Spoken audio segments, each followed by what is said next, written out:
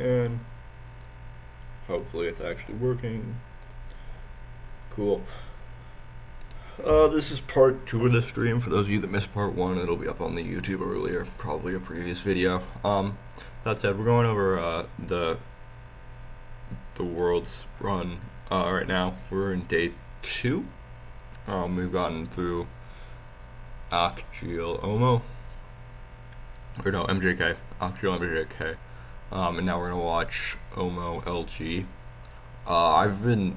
When I've been reviewing worlds, I've been preferring to try to do it through any of the players who've uploaded that I can speak their language. I don't know if any of the APAC teams upload on YouTube, but I haven't been able to find any, so I will just use this. I think it's more interesting to do it this way.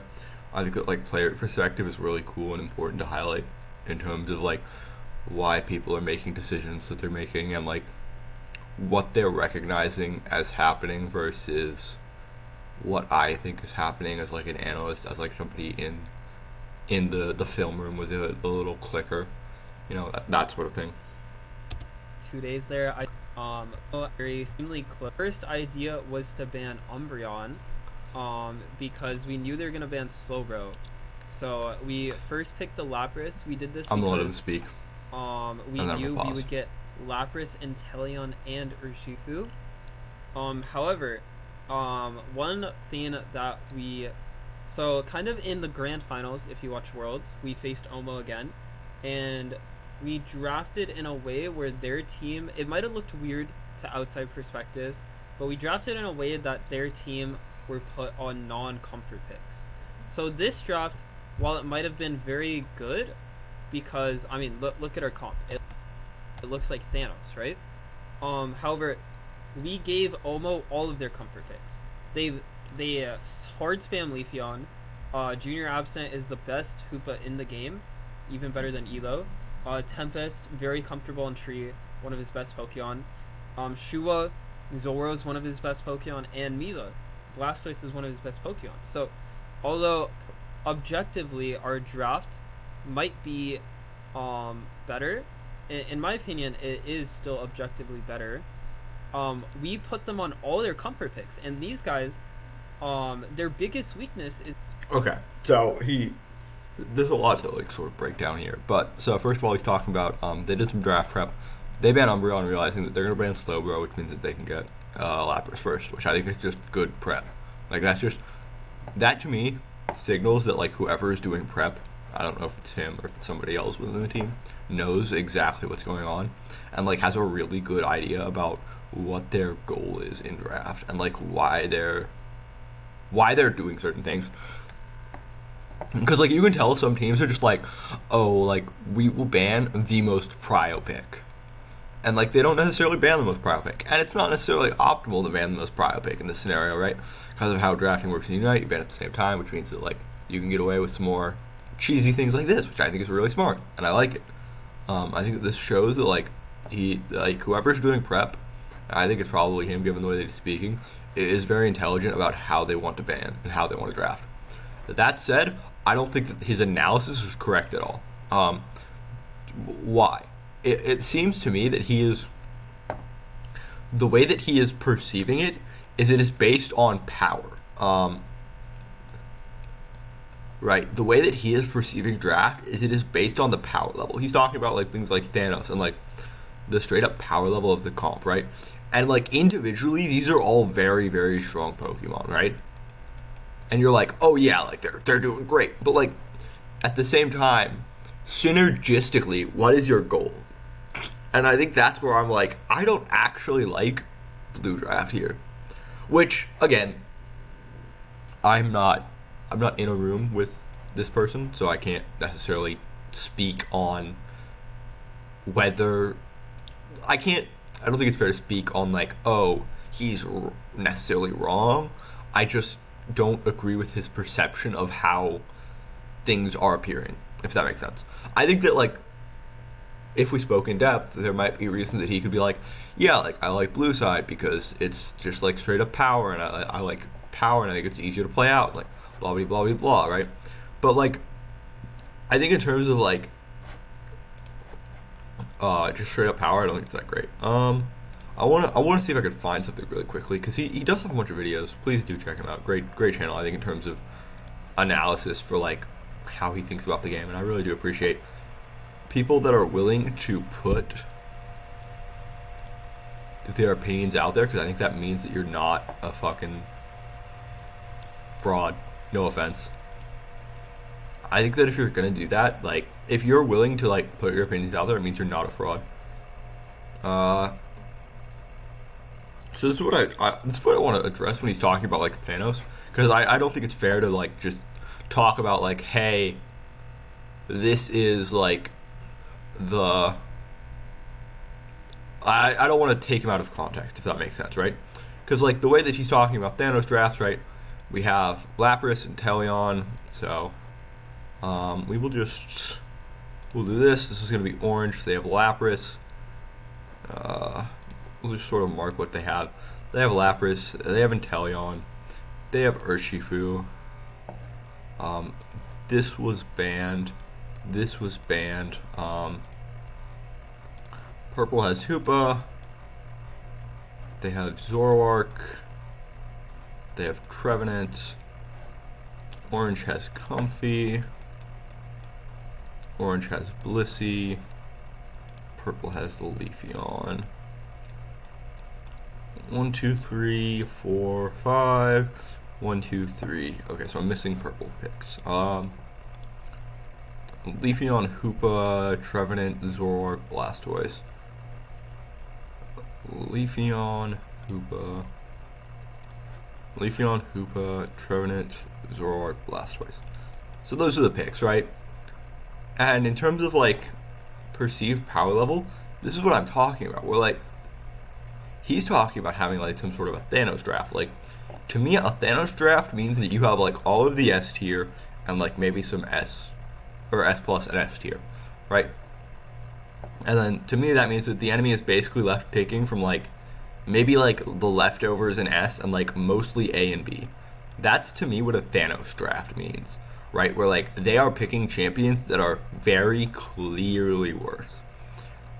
However, I don't think that's necessarily the case here. Like, if you're putting like straight up number to number terms and like, well, how many power picks do you have? They do have less S plus power picks, but they have more S power picks and they have about the same amount of A power picks. So like, I don't think it's fair to call this a Thanos draft. And I don't know whether this person would necessarily reevaluate this, knowing what he put on his YouTube and like how he felt about it. But like that's why I don't think this is necessarily a Thanos draft. The other thing is, we talked about power, right? There's a lot of power within these picks. There's a lot of like, right? There's a lot of power here. But the second most important thing in draft is synergy. And then I'm gonna put / theme. And this is something that is not considered in Unite at all. And it's really fucking annoying to see. So the reason that I'm talking about like synergy and theme here is I don't think these Pokemon have synergistically great strengths. So like, what is the goal of Lapras, right? Well, Lapras is really aiming to like go in. Same with Urshifu. I assume they're probably gonna play blue. Brown is not super popular, and it's okay. I think like the flexibility between having brown and blue is nice, but like I don't think it's that great. I think it's probably gonna be blue. Not to mention blue I think has a little bit more, what's the right way to say it, skill potential. Like brown is very simple. I think the skill floor on brown I think is a lot higher. Like if this is brown and we'll actually undo this. We'll use a different color. This will be brown, even though it's not really brown. That's not what I want. Probably like right there, like right there. If that's brown, this is probably blue. Where like the skill floor is a lot. There's a gap here, right? Well, there's also a gap here between skill ceiling. I think that's really important to sort of highlight in terms of why I think that's better. But the other thing is like, synergy and theme, I think there's a lot more synergistically stuff going on here, right? Because this is just sort of a dive comp where Hoopa's going to go in, he's going to dive, right?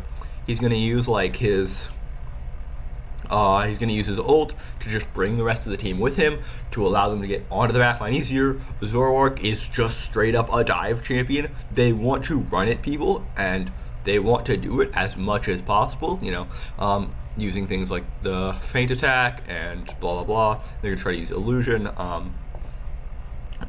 I think that's really clear there. I think Trevenant sort of has a role that he can play in terms of being an anti-dive champion, but he's more of a dive champion.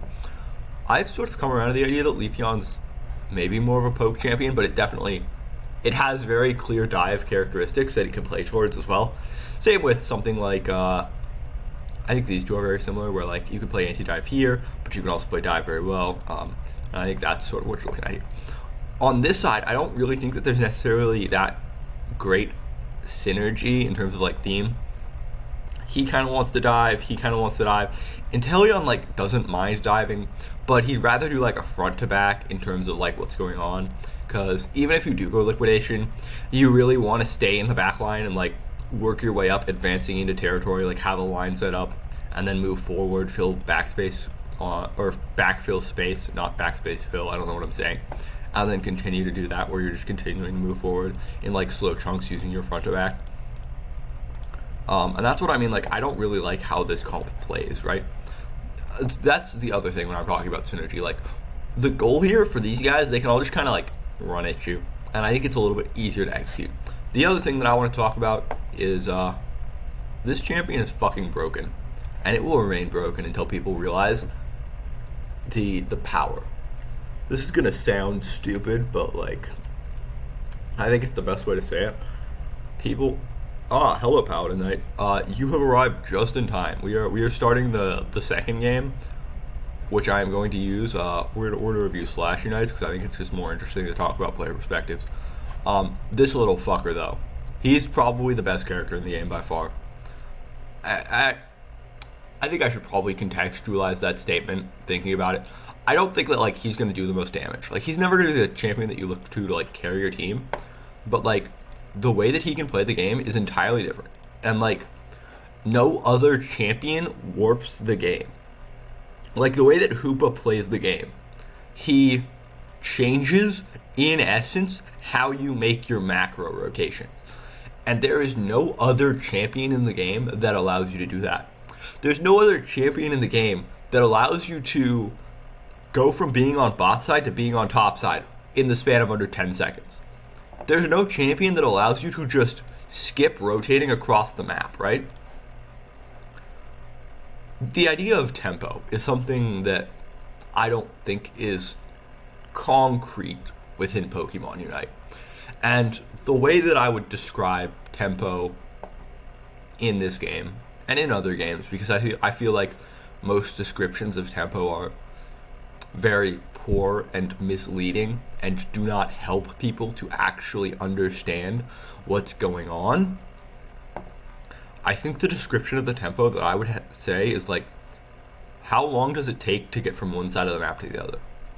That's my idea of tempo, where like, if you see somebody bot side, you have that much time in terms of tempo to move and make a play before they get to where you are, right?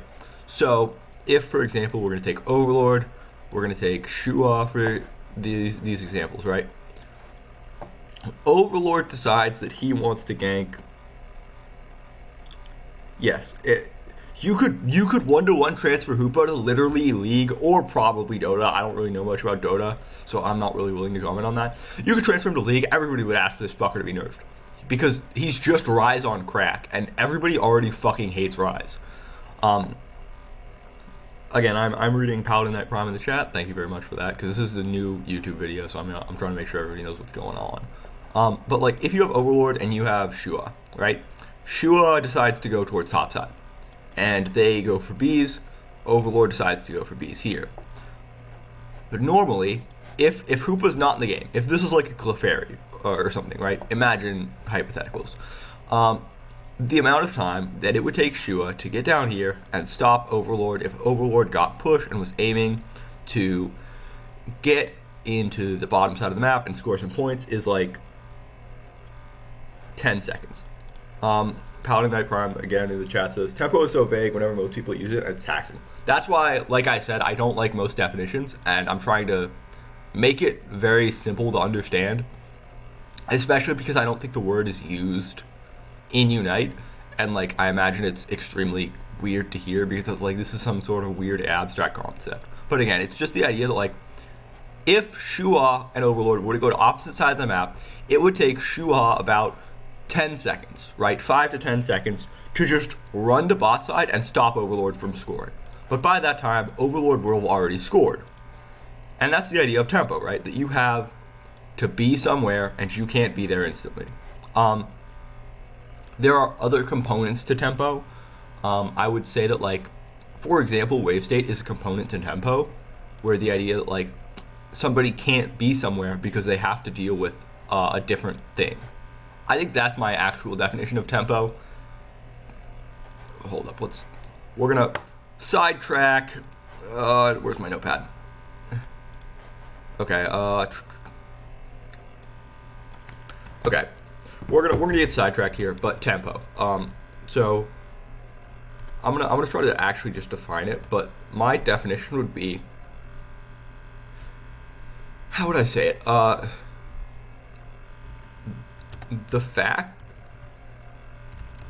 The time it takes to complete an objective.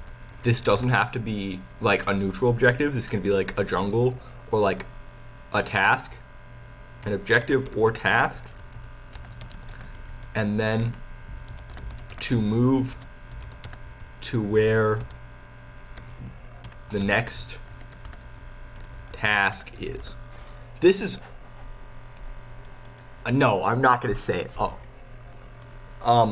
Okay, you know what? So you're playing Among Us, right? And you gotta do your tasks.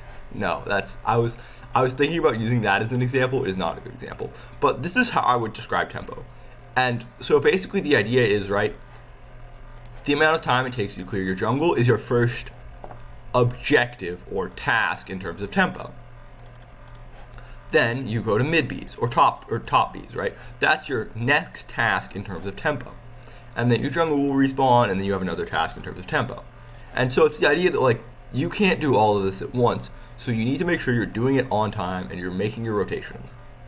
And again, this is still really it's a really nebulous concept that doesn't make a ton of sense with a lot of definitions that people use, and I think probably with internal team scrimmages and, like, conversations, it's probably better to use different verbiages to make more clarity. But the idea is, right, if it takes Shua 10 seconds to rotate towards bot side, Hoopa says, no, it takes you 3 seconds now, because you just have to stand on this portal and you'll be here. That's what I mean by, like, you're saving 7 seconds over one rotation. And over the course of the game, that extra time to do things adds up, right? Because if you save 7 seconds one time, and then you save 5 seconds another time, and then you save 6 seconds this time, you've saved a total of, like, what, 13, 18 seconds. You've saved 20 seconds over the game. You saved a third of a minute. There's 10 minutes in the game. You saved a third of that, right? You're saving a good amount of time, and this time adds up, and it allows you to make more moves within the map, right? That's what I describe as tempo. Is actually that. And that's why I think that this champion is fucking broken and that people don't actually use it correctly. Not to mention, I think it's very good and underutilized. Their Pokemon pools are so small. So in this draft, we gave them, every single one of them are comfortable on this Pokemon. And that is a mistake we did not make again in Grand Finals.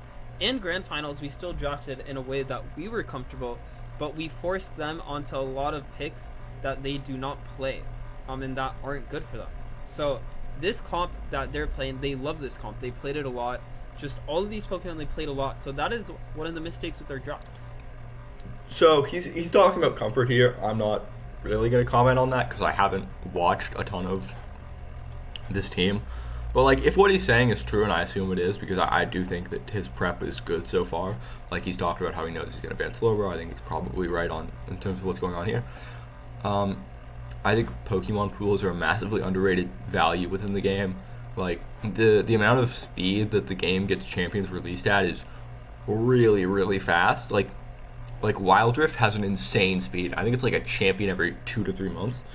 And like, this game is faster. It's insane how many champions are released and how much effort it takes to keep up on that. And so that's just one of those things you need to do. We won draft, but these guys, when they're on their comfort Pokemon, that is where they show us. But we definitely learned. So he says he objectively thought he won draft. Like I said, I don't think that's true at all. But that's, again, not for that mistake. Not something we need to grand deal finals, with again. We did not make the same mistake. We hard fucked them in draft. This one, like, I'd say we won draft. But did we win draft very hard when they're all on their comfort picks? I would argue no. That statement to me is like, if I was a coach, I'd be like, oh, he's so close. Like, to me, that says that he's so close to understanding that, like he understands that. Because, like, I was definitely molding a little bit, and I was probably a little bit over the top about, like, he understands that there's more to draft than just, hey, champion A beats champion B, right? Like, he understands that there is more than this, which is, like, the first step, in my opinion. Because because once you realize that, you're like, okay, well, if you have champion A and champion V versus champion C and champion D, or that's not a D, we ignore that, versus champion B and champion D, right? It's a 2v2 bot lane. Isn't it also important how champion A both interacts with champion C and D, and how it interacts with champion B because it's its teammate, right? And that's the question. If I was a coach in the LG camp, that is my next question, which is like, okay, so you realize that, like, it's not just A versus C and B versus D, or D versus A and B versus C and D, right? Like, you realize it's not just these individual matchups. So then, why aren't you putting more thought into how these matchups are necessarily maybe playing against each other as a team composition? And again, he might not be mentioning it for the sake of the video. I don't know, so I'm not really gonna try to. Draft is I need to stop hampering on it. We're happy with, and where they shine, because they were just all really good at these Pokemon they play, and so that's why we kind of had to target it more in grand finals against them. So from my memory of the games, I remember both these games were very, very close at the Rayquaza fight. I forget who was winning before the Rayquaza fight. I just remember the Rayquazas were very sus. Again, this is another thing that I think is just wildly undervalued about Hoopa, but like, additional resources are really hard to get, and he just gives you bonus resources because of the berries.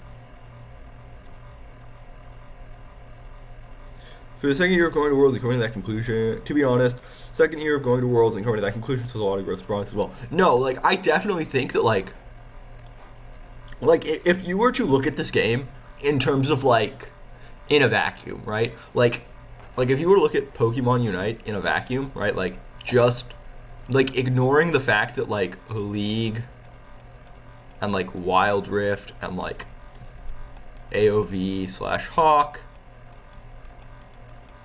and then obviously Dota, stuff like this,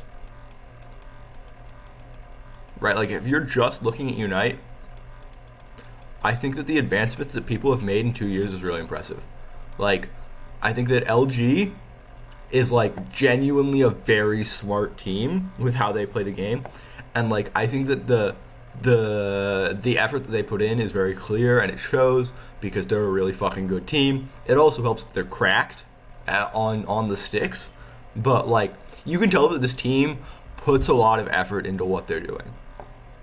But at the same time, you have to understand that you cannot analyze this game without first understanding its connections to these. Because, like, especially when you talk about, like, these two games, Wild Rift and AOV/HoK, they're so close in how they play the game.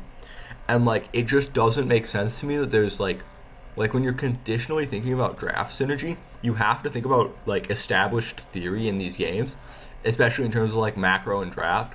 And I feel like Unite isn't doing a good enough job of like seeping in what has already been learned, because you can sort of like take from these and then like throw it through like a filter where you're like, okay, cool, this makes sense, this doesn't, and then just have like a good output over here that is like, okay, cool, we have disposed of what is not useful towards this side in terms of like how we should play the game. And I think that stuff is just way undervalued. I probably do need to make a video on why I think drafting in this game is pretty bad. I think LG are probably one of the worst teams in terms of like sitting in draft and getting away with it, but if I had to guess, I would say that before the that's also because I haven't seen a bunch of other teams, and I think a lot of other teams are way worse in draft sometimes. Like, I think, what's the right way to say this? I think LG unintentionally sin their way into bad drafts, but I think that their thought process is really good. And like, I think their thought process will eventually have them to get good drafts, right? However, I think a lot of other teams luck their way into good drafts, and so they're going to have bad, we'll say like others. Other teams luck their way into good drafts, so over time their drafts are going to get worse as people sort of realize what's going on. Yeah, there's not a lot of cross thought between like Unite and other games. Like I've noticed this because like it's also a thing in general where like you don't see a lot of crosstalk between MOBAs, because like even between Dota and League, I don't think I see a lot of crosstalk. Like, there's not a lot of stuff that's crosstalked. And any of like the crosstalk between like the old AOV pros to Wild Rift, like old AOV pros to Wild Rift, this is like I think pre-2020. This is a while ago. I don't know if anybody that would watch this would remember, but like there were a lot of the AOV pros that like transferred over to Wild Rift when it first started. But this was just because of necessity, because like AOV was dying extremely quickly. And because I don't think Unite's going to die anytime soon, or even though Wild Rift is kind of dead in terms of esports, I don't think that like you're going to see a lot of shift over towards Unite. Like, I don't think that this is going to happen where like it continues onwards. I think like if Wild Rift pros are going to shift over, they're going to shift over to like MLBB or something. Because this is like more traditional in terms of MOBAs.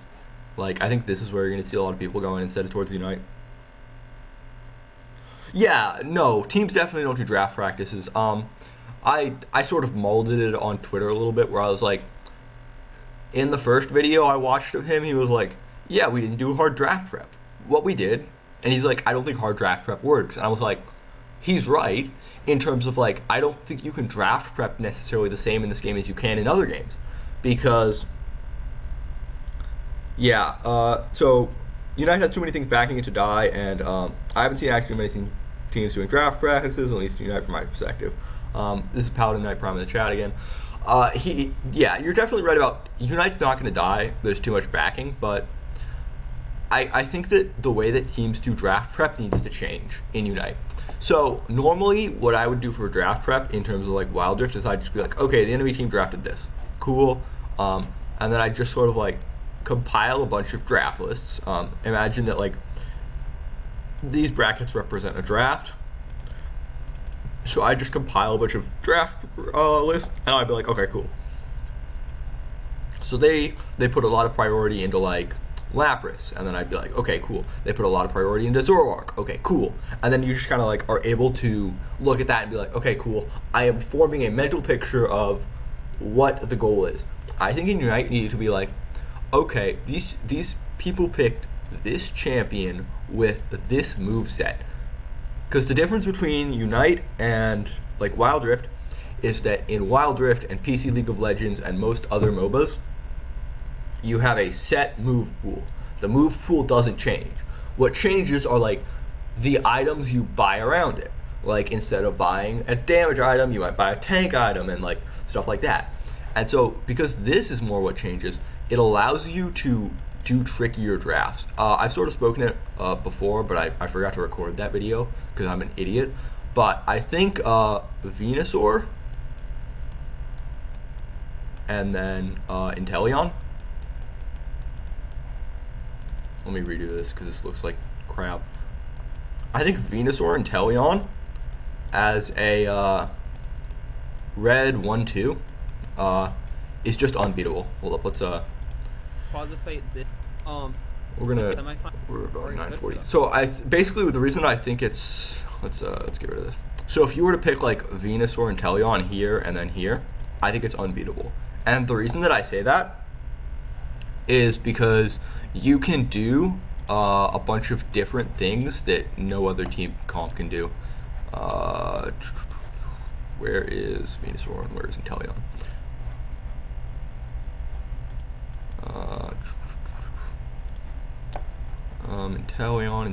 Inteleon, where's the bad boy?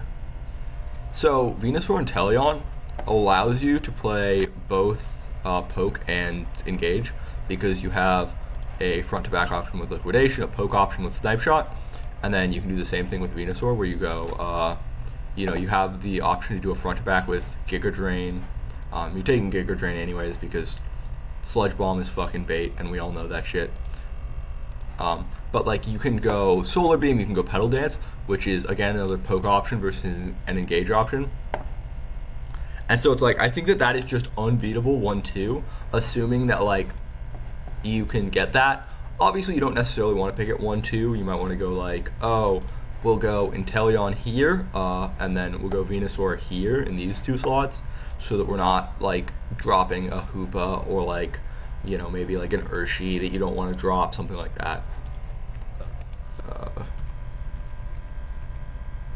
That's like, that's one of those things where I'm like, oh, people aren't realizing what's going on in draft, because the moment anybody gets that, because I think the first LG game I watched was the one where I'm like losing my mind because the Venusaur goes Petal Dance and the Inteleon goes Snipe Shot, and I'm like, what the fuck? Like, you have the winning draft and you just choose the wrong option, and it's like, you can't do that. That's such a beef. Had to target it. Is it my bitrate that's shit? Oh, it's hard encoded at 720. I think he's probably not watching on 1080 either, because this is scuffed. Also, Homeboy needs to get some epic pen, by the way. In grand finals against them. So, from my memory, of the games, I remember both these games. I just remember the Rayquazas were very sus both games. But if I had to guess, I would say that. Leafeon Urshi. I need to. I don't remember what the secondary set for Leafeon is.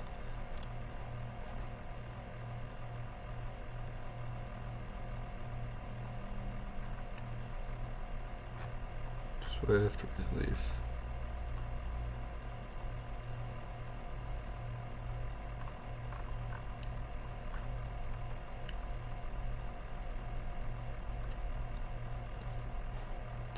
The reason that I don't necessarily agree with Leafeon Urshi being that good is because you have multiple modes that you can play with. Because like, I could understand if it was like Leafeon and Teleon.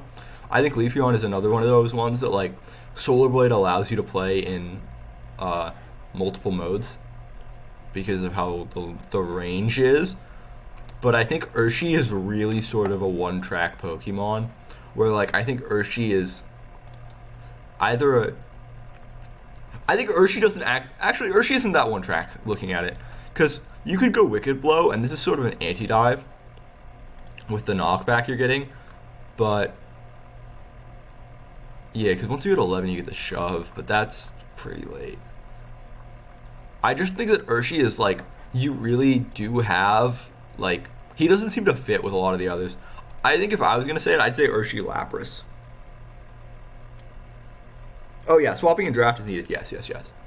Like, if I was gonna like swapping and draft is needed, Urshi and Teleon are definitely like two. If I was gonna talk about like, oh, you can like have multiple themes with them, I'd say like Urshi Lapras, because Urshi Lapras can play like a really hard front to back, and they can also play a really hard dive. And I think that's another one of those like, it's just like, because the two kits are so different, you have really, really strong before the Rayquaza fight this game, we should win slightly hard. Yeah. Venusaur and Teleon is just such a fucking good draft, man. But that double kill onto Rin in the top path is not a good sign. The other games, Rin has been playing very extremely well in lane, but unfortunately this game, but if I had to guess, I would say that before the Rayquaza, I don't even blame them for getting double killed here, because this smoke is like one of those ones that I don't think they expected. This game we should win slightly hard, but that double kill onto Rin. This is also the issue with playing the air quotes Yumi types. Again, air quotes there. Like, that's sort of the issue where, like, if whoever you're on gets killed, it is a double kill. And so it's, like, sort of risky to do that especially early lane.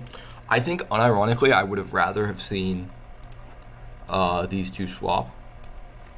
Because I think that you just want a bunch of sustain, because, again, this champion is fucking broken in terms of, like, early damage. It's really nice. The other thing is, I think that this lane is a lot less volatile in terms of, like, I don't think they have kill pressure because of how the leafeon and Phantom are going to play. Like, I don't think they're even going to get a bunch of kills. Comfy use smoke? Oh. Then I'm just a fucking idiot. That's my bad. The other game, I thought for some reason the Zoroark dropped the smoke. I guess I'm just being an idiot. Rin has been playing very extremely well in lane, but unfortunately this game looks like he did finally lose lane pretty hard. So the Zoroark is going to be almost lose lane pretty hard. So the Zoroark is going to be almost... That I think the intent there is to mean look the CC, but or the illusion the CC, but it just doesn't come out. Level 7. He's almost level 7. So this is the only thing I don't like about the Hoopa portal stuff, which is like, if you're gonna drop the portal, you need to understand that you have to get the fuck out of there. Like, when you come back, you have to immediately flash or like stasis and just bounce.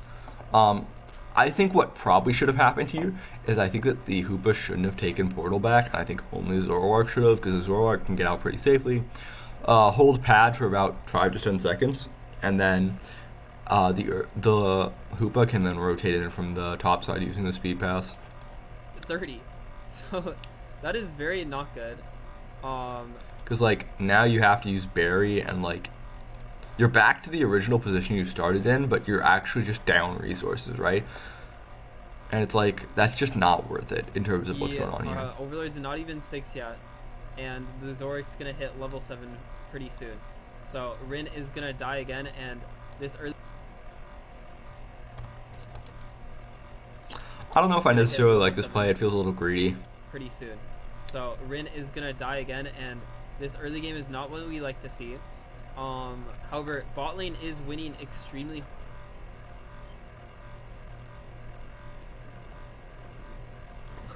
hard. The Incurious in the bot lane, you can see he's already So this is the thing that I think is like one of the really underrated strengths of LG that like I don't see a lot of people talking about, which is like they really don't have both people losing lane super often. Like, at worst they'll just have one. Because like you'll see pretty oftentimes where like teams will just let themselves get piss stomped because one lane is losing, and so the other lane just decides that it's like it's Jover, and they'll just stop playing the game. And I really like that they don't do that. Level 6 Inteleon. So okay, how much XP does it? Leafeon did head up. So what they did here was they swapped the Leafeon top. And they had... So he's gonna talk about this. I kind of wanted to talk about it because I think that it's a bit of a weird decision with how they do it. Because like, I don't understand why you're having... I think the idea is that the Leafeon's gonna grab this on this side. But at the same time, I don't know why you don't just wait for the Hoopa to drop a portal and then just immediately TP top at this point. If you're gonna swap them anyways. Yet, and the Zoroark's gonna hit, not what we like to see. However, bot lane is winning extremely hard. The Incurious in the bot lane, you can see he's already a level 6 Inteleon. So Leafeon did head up. So what they did here was they swapped the Leafeon top. And they had the Zoro head bottom because the Zoro is almost level 8. So even though we were hard winning bot, we did not win bot as hard as they won topside. Even though Zoro had, he's already a bot lane is winning extremely hard. The Incurious in the bot lane. However, bot lane is with Centellion, so the Incurious in the bot lane. Yeah, so this is just one of those, like, again, strengths of Hoopa. Because, like, this is one of those things where it's like, oh, Zoroark is really good. No, this is Hoopa being fucking broken because he just pop, boom, boom, and then suddenly you have a pushing bot lane. He's already did here was they swapped the leafeon top. Because, like, I just think that this sort of stuff is wildly unreasonable and would get called out for being the complete fucking bullshit it is in any other game. Because, like, what you can do here is what happens here. So, how do I explain this the right way? Basically, if you get fucking piss stomped topside, which is what happened, let's be clear, generally what you do is, in any other MOBA, you just continually aim to just fucking piss stomp topside. Once the guy who is, like, roaming, usually the jungler, so sometimes the support, depending on what the support is playing, like in AoV, they have, like, a roaming support that'll play, like, through the mid lane. But once you have the people that are not just playing the top side, they'll usually move towards, like, mid or bot side, and then aim to gain an advantage there. However, imagine if you can just swap these two on a fucking dime. Boom, boom. Suddenly you have a pushing bot side. And this is like, it's also one of those things where it's like, it's good because he's obviously way ahead. But it's also just like a change in lane pace, right? Because what these guys are used to is they're used to being able to just being like, okay, cool, I can like stand in this area, right? I'm gonna name it this box. And like this box, right? They can sort of stand in this area safely because, you know, bot side's losing pretty hard, right? They're down a level, you know, it's like, okay, cool, we're fine.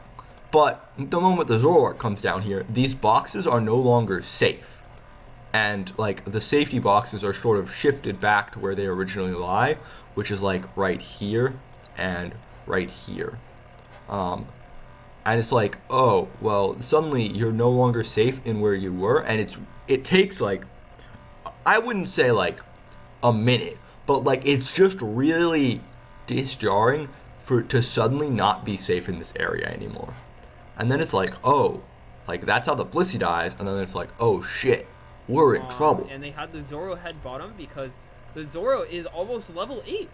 So even though we were hard winning bot, we did not win bot as hard. And so he's basically saying it here. They won topside. So this was a really smart rotation. But so like I love I think he grasps, because like again, this is one of the benefits of watching this and having the man in the screen here. But like he grasps, I think, really well the essence of the problem. He's like, we were winning, right? We had the push. We were able to step forward past what is a normal line of battle. But they were just winning so hard up here that the moment they TP'd bot side, they just fucking roll us. And it's like, just, again, I'm a fan of people who understand the fucking problem and diagnose it accurately. Yeah, some teams just don't understand the power Hoopa brings. They don't realize what the insanity you can do with it is. They only think of ult since that's easier to comprehend. I haven't seen many Hoopa snowball leads they have. Yeah, again in the chat, 100% correct. Hoopa allows you to, what's the right way to explain this? So normally when I think of the map, right, you split map, right? You just say, okay, cool. There's like this imaginary line, which I have drawn with these dashes, where like normally the people on this side of the map are not going to interact with the people on this side of the map. But what Hoopa does is he erases the imaginary lines for your team only. Where suddenly, if you're on this side of the map, you can now interact with people on this side of the map. And it's like, wait a second. I'm abiding by these boundaries, but they're not. So if they get a lead, they can swap it over. And then they have another lead. And it's just like, this is just insane. I also, again, I want to highlight that, like, I have mad respect for people who make content and can actually analyze. One of the biggest things I complained about during the group stages was, like, teams would get out-secured constantly and continue to try to flip without realizing that they needed to take the fights, right? Like, they'd play into Venusaur. Venusaur would just solar beam the objective at the last second, and then suddenly they'd lose it, and then they just do it again. But I like that, again, he's clearly diagnosing and identifying the problems. And, like, given what Lazardin said publicly, which is, like, coaches, analysts aren't allowed on stage because they don't speak to the teams in between games. Having people that are smart enough to realize, hey, what the fuck is actually going on and why are we losing is really, really important. That said, I don't think he's diagnosing the core of the problem, which is this little fucker, but he's smart in terms of realizing, hey, they won top side, they rotated bot side, so therefore it's because we didn't win hard enough. We should have, like, that's what's going on here. It's also one of those things where, like, they aren't allowed to snowball because, like, look at where the Blissey gets caught out. The Zoro is almost done, so what do we like to see? Because, like, they're trying to score, they pop the TP down, and then suddenly it's just like, oh shit, full on retreat, Zoroark's coming, we gotta fucking bail. Again, that's a Hoopa thing, not a Zoroark thing. Because, like, normally what would have happened, and I'm skipping ahead for clarity to draw arrows, is when you see this, they're going to have to come in from this angle, they'll disappear off the map on topside. Topside will be like, hey, the Zoroark has disappeared. But the topside can just see them, they're just running back this way, which isn't threatening, and then suddenly they're running out this way, and it's like, oh shit. Okay, we gotta move on now, though. I'm wasting too much time here. And they had the Zoro head bottom because the Zoro is almost level 8 as they won topside. So this was a really smart rotation by them, where they send the Zoroark down here to hard fuck us in the bot side. Because top won so hard, and now they transferred that to bot and hard fuck over the lane that we were winning very hard. So very smart by them. Very good rotations. Again, they were probably the best Hoopa team at World. I think in finals we actually banned Hoopa like every single game. I don't want to say that there's a correlation between being the best Hoopa team at Worlds and getting to finals, because I think that's disingenuous. But at the same time, I do think that playing Hoopa and playing Hoopa to this level is an extreme advantage over a lot of other teams. Because, like, when you think about the reasons that, like, LG are good, you're like, oh, they play a bunch of shit, they've got really good hands. Like, I don't think a lot of people were expecting, again, I wasn't paying attention to these guys too much beforehand. I know that people were rating the Apex team very highly. Let's do a quickie check here. Did he put up a team tier list beforehand? I wasn't paying attention if he did or didn't. Did he rate teams beforehand? Not really. Doesn't look like it. Yeah, so he doesn't look like he rated it beforehand. But, like, I don't remember hearing that teams were rating these guys super highly. I don't know for a fact. But, like, I definitely think that playing Hoopa is a very large advantage. Maybe we banned lapras on the games we were second pick, but Junior Absent is insane on the Hoopa. He is actually the best Hoopa in the game. There's a lot you can learn from watching him. OMO, like, I've seen a lot of people saying, like, after grand finals, they're like, oh, OMO's kind of, like, not that good as a team. No, OMO are extremely strong, especially I think it's showcased in this match. This match when we did... This is... Oh, it happened again. God! Why are you stasising here? It makes no... Okay, we're done. This is... I have been triggered. This has just triggered me. I'm getting war flashbacks to watching people just run in, pop stasis, and then die. Like... What stasis is doing here is it's adding 3 seconds to your death countdown. There's no reason to pop stasis because the Inteleon can't help you. 2, if you're going to pop stasis, you need to pop it before you take a bunch of damage, because then... Okay, so the ideal use of stasis. We're taking the fucking rabbit hole. I can't do this, man. I can't do this. The ideal use of stasis is A, reset. So basically, you're trying to reset some sort of cooldown, right? Reset CDs. So basically, you're going to use all your cooldowns, and then you're going to pop stasis. Stasis is going to let you like have the seconds you need to get back to cooldowns, right? The idea being that like I don't necessarily have a good example for Unite off the top of my head because I don't use stasis a ton. I just prefer flash. I think it's better 90% of the time. But like I think a good example would be like you're playing blue urshi, you go in, you use your full combo, you use all of your dashes, you use all of your liquidation, and then you just pop stasis, and then you're like, okay, cool. I have probably about 2 to 3 seconds before all of my abilities come back up again, and I have my full combo again. And so you use stasis then. B, you use stasis to stop a dive. Now, there are conditions when you're stopping a dive with stasis. First of all, you need to have a good amount of HP, at least half in my opinion, before you pop stasis. Like if you pop stasis and you're at like, he was at like what? We'll say like a 10th HP, like that much. There's no point. You're just dead anyways. Because the moment you come out of stasis, this isn't like League PC, right? The reason that stasis is so good, or Zhonya's is so good in like League PC, is because you have 3 summoner spells effectively. You have flash, you have stasis, and then you have, I'm going to say just +1. This will be like ignite, barrier, exhaust, maybe sprint if you're playing an ADC. It depends on really what you're playing. But you have 3. And so you can stasis and then flash out.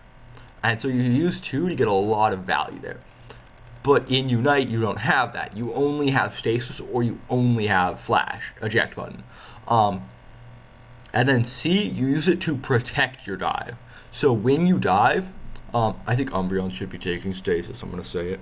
But the idea is that Umbreon is a good example where they are going to run in, they're going to pop ult, they're going to pop mean look, and then you hit stasis, and you just kind of sit there because you're resetting your cooldowns. But the other thing you're doing is you just caused a lot of chaos in the backline. You hopefully did a good amount of damage, you stole a good amount of shields, you probably snarled beforehand, reducing a lot of the damage that the enemy is able to do. And then you're just going to sit there. And you're going to be like, hey, you can either, we're going to move back here. So you go in, you pop stasis. You're right here. We're going to use this terrain as an example, right? So the enemy team, so you go in, you pop stasis. You're blue. The enemy team has a few options, right? They're probably going to be clustered around you like this. And then we'll say there's like 2 people back here.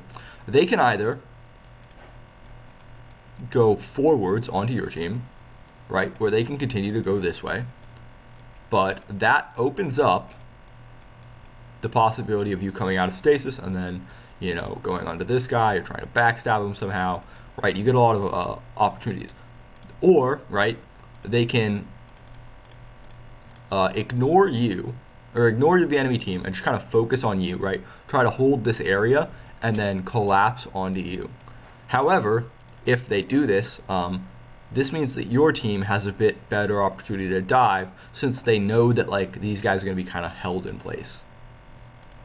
It's one of those things where like stasis is just used so improperly so many times because this is what happens. No, OMO are extremely strong, especially I think it's... So like, he is literally dead.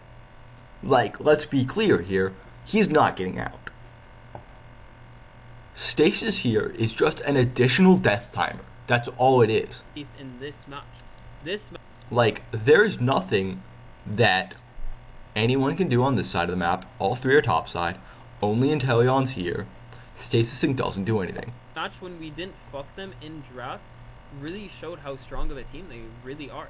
And in grand finals, we figure out their weakness in draft before the game even gets into the game. And of course, on Pokemon they're not comfortable on that aren't really in their mon pools, they're gonna look a lot weaker. But on these Pokemon they've mastered, you can see how strong they are. They're absolutely fucking us this game so far. 100-point lead. I don't think this has happened in the tournament yet for us. Against any team we face, this is not happening. So, I would like to see LG crossmap here. Whether they will or not, I don't know about that. I'm gonna drink some water.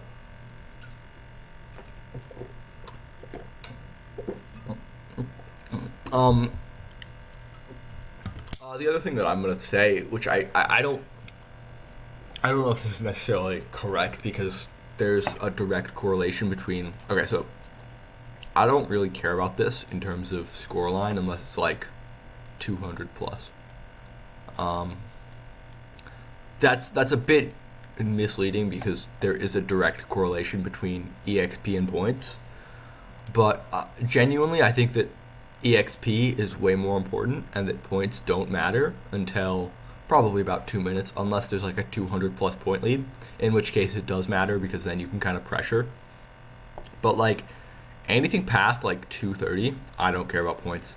The only reason that points would matter post 230 is it basically says who has to aggress onto the Rayquaza and who controls the space. That's really all that matters. And even then, you can sort of force people to give up space for free by threatening pads and then re-aggressing towards Rayquaza, which I have pretty sure we'll probably have a chance to talk about. And yeah, where we were losing an early game. That's it. Like I said, I think the answer here for these guys is to snowball, or try to they're trying to snowball, so they don't want to see the enemy cross map because that's bad. It means that it's harder for you to snowball. You want to snowball here, make sure the enemy can't cross map. However, or the enemy can cross map, and so you trade, which means that you're going even, or you're going to be able to go plus in terms of XP. However, I think that they're doing the correct decision, which is you have Leafeon, second strongest member of the team, Zoroark, strongest member of the team. You send the strongest member of the team topside, make sure they're not cross mapping on this. You have these two do it. If they need to, they can just leash it out this direction and then reset it, which is entirely doable. And then that just depends on, whether the enemy team shows up. I don't even think we lost early game until we faced OMO. So, again, do not disrespect OMO. To get to grand finals, they beat, all of the best teams in the world. So, no matter how easy grand finals looked for us, there's a lot more that went into it than a lot of people realized. Especially drops. So, this is one of those, I haven't watched grand finals, I'm going to be honest. I watched it, once live. That was at, 10 p.m. here. I was tired as shit, fucking delirious. So, I don't fucking remember it. But this is, the punch is more than a punch is just a punch is more than a punch is just a punch kind of thing. Where, people look at it and they're like, oh, they won, so it was easy. No. There's a lot of prep that goes in fucking behind the scenes. And, the only team that I'll ever disrespect because they get away with bullshit is KTRY. Fuck that team. But everybody else does it. I know they do a fuck ton of work, so, yeah. Maneuvered them, because that was probably almost one weakness. When you give them these comfort comps, they look very, very comfortable in the games. And again, this is one of those things where it's there's a lot of things to be said for just having straight up.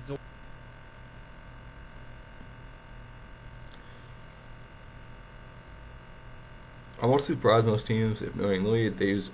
Yeah. There's a lot of ways, I think, to force the enemy to give you space in terms of how you can do it around a Rayquaza fight. I don't think a lot of teams consider that. Open pads are really nice. This set was really interesting to watch. I haven't actually. I think I got through the first game. I've watched a bit of this. I don't think I watched the full thing. I was killing some time at work and I was fuck it. Level 11 at 6 minutes. I don't think I've even seen Overlord do something like this. A level 11 Zoroark. But yeah, this is fucking problematic. I don't like the use of a term go next angle because I do think that especially in Unite, I think that there's a lot more that you can do, especially around the late game. If you try to force some weird Rayquaza flip, you can maybe get the game. It's one of those hey, there's definitely things that are not, because in League or Wild Rift, if you're down 2k gold at 5 minutes, it's this game's over. We can't win, we're going next. There's no really flippability unless you get some miracle, and that's really hard to do because teams are really good at objectives. But in Unite, teams aren't that good, and without Smite, it means that you can get away with some things that are we'll say questionable at best and downright throwing at worst. that like are okay because there is no smite, and it's like I don't know about that. Work at 6 minutes is insanely high level. He is 2 levels above Overlord. Overlord is usually the one with the level lead. So our goal here, and this has not happened the entire tournament, by the way, is to just get comeback XP. So I'm gonna Bliss Unite Rin, trying to kill the Zoro. However, the Zoro just dashes out of it. So not a very good Bliss Unite. I misclicked my Shedinja doll. It's funny that the spectators saw that. None of my team realized, so don't tell them. I just didn't say anything, but... So this is just a really weird sequence of events to me. Because, first of all, I don't know why Regi Eleki was left standing this long. Because it was like, what? It was like a good 30 seconds here that you can just kind of do it. But, like, even then... The Zoroark is level 11 at 6 minutes. I don't think I've eaten it is insanely high level. He is 2 levels above Overlord. So yeah, like this is just a really weird sequence because I don't see why they cede so much control of topside. I think like they go for some scores and like he's gonna get a big score here, so that's whatever. That's just kind of it's more flame on the fire at this point, whatever. I think LG have the right idea in terms of like if you flip this and like maybe shove it in, you're doing fine for yourself. But like given that if you kill Regi Eleki as orange here, you still get the same amount of XP, it's not that great. To kill the Zoro.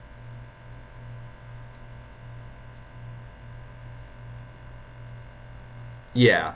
Like I the only reason that I think that this game is not completely over is because like Snipe Shot contests Leaf Blade in terms of secure, and like you can maybe do some cheese with Perish Song, but like you have contests in terms of secure, so like I don't think it's a GG go next angle just yet, but it's getting there. However, the Zoro just dashes out of it, so not a very good Bliss Unite. I misclicked my Shedinja doll. It's funny that the spectators saw that. None of my team realized, so don't tell them.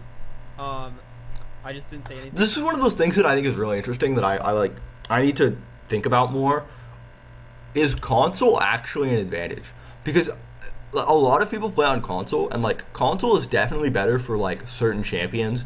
Like I think it's definitely better for like Mew, any champion that has like high mechanical requirements in terms of like how often you're gonna tap an ability, because like tapping abilities, like because doing move reset on Mew on mobile is just it's so hard and so painful sometimes. But like you do have to deal with a lot more misclicks, it feels like, on mobile. Although I am a mobile player for life, let's be clear. I think it'd be interesting to see if like skills are transferable and like how skills are transferable. But we do get the top one, which is really good. So this is like really fucking good for them because they both. So first of all, they get the Regi Eleki, then they get it shoved in, and because they get it shoved in, it means that there's no XP. Because like I was saying earlier, whenever you get Regi Eleki, the most important thing is to shove it into the pad. That is your number one goal, because it means that the enemy can't get the XP. Again, for those of you that aren't aware, if you do kill Regi Eleki after this, as far as I can tell, based on the math chord spreadsheet, it gives the same amount of XP. So it's really important that you do get it shoved in, because it stops all that XP. It's also free score, which hurts a little bit, because you'd rather it be 0, but at the same time, it's fine. That's some comeback XP for us to score. Like, I think the ideal is that it takes, like, 10 damage. Or, like, it goes down to 10 score and takes a good amount of damage. Overcap. So now the point lead is not as big as 100 points. We did use all of our unites for it, though. So it's going to be hard because I blew my Bliss Unite. We used Lapras, we used Urshi Unite. So the only unites left we have are Comfy and Inteleon. Elo's been on point with the Grass Knots, by the way. Grass Knot is so broken, but so high skill cap, it's very hard to hit. I wonder if... Yeah, I'm seeing a lot of discussion in the chat about, like, mobile and console. Because it's one of those things where, like, the only other game that I know that has a console port is AOV. And the console port for that game was dead on arrival. Because, like, in AOV you have way more like skill shots in terms of like how it is to aim. Like there's a lot of like the Inteleon sort of like snipe shot stuff. I think 2, the controls were just worse. Like they were just really poorly put together, and like 3, there's just more to do. But like in terms of like mobile versus console, it's really interesting to me because like I can tell when an Inteleon is playing on console, because like you can just watch how people move, and it's really interesting because you can tell based on how people move. Specifically, like if they have an ability like snipe shot, where like you have to hold it for a few seconds, you can tell whether they're on console or on mobile based on how quick they can flick. Because like on console, you can flick from like, so you'll have the snipe shot aimed this direction, and then you'll be here, and then you'll just shoot it this direction instantly. And you can't do that on mobile. You have to like go around in a circle, and it takes about like a quarter of a second longer.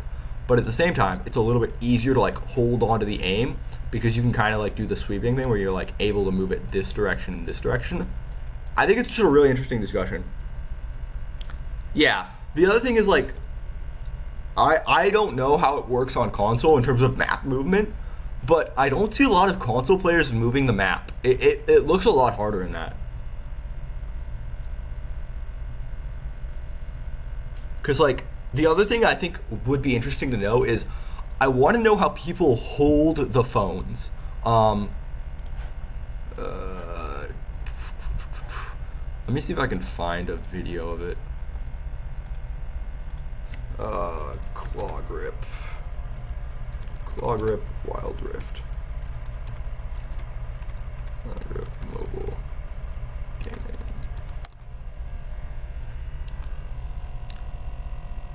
Yeah, stuff like this. Are you sick and tired of... Hold up, let's come on internet, I believe in you. Yeah, so stuff like this, it's really, really common in shooters, and like it's sort of common in Wild Rift, but like this allows you to pan map. The biggest issue is that Wild Rift controls are fucked, and you can't, or Unite controls are fucked, and you can't put anything up here. But like, what you can do is you can pan map with this, you can move here, and then abilities here. This is kind of useless on Unite, but like, you can still do a lot of interesting stuff. It's not hard at all on console, hold L button, right stick, and camera moves. It might be worth playing on console then.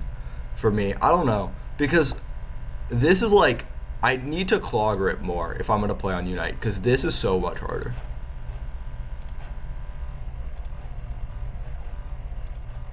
Okay, I gotta get back to this. We've been stalling too much. So, you saw a grass knot. We almost managed to kill a Zoro who's so fed, just off a really good grass knot. So that really shows the... Grass knot is very good though. He's been talking about it. It's just Lux light binding, and it's so useful. Cause just like getting roots on people is really nice, especially in this game where like Zoro's high mobility.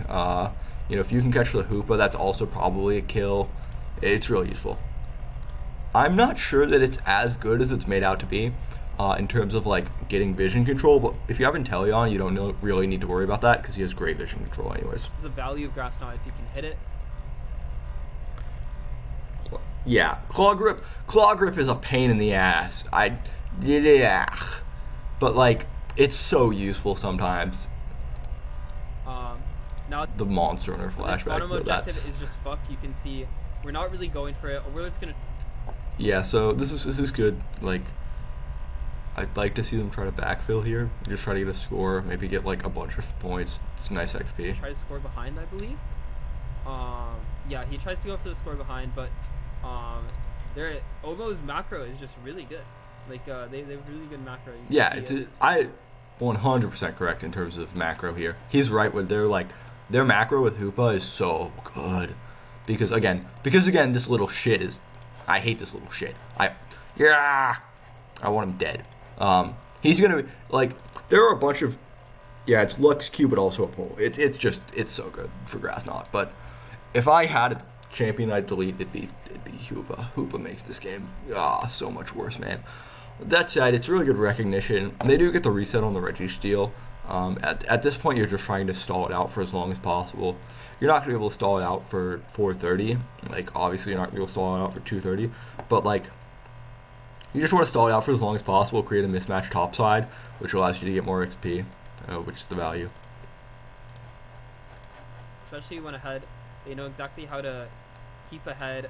They have their leafeon going to score bot with 40, and we have... Again, this is, again, another really good macro play where, like, you see 2 here, you see 3 here.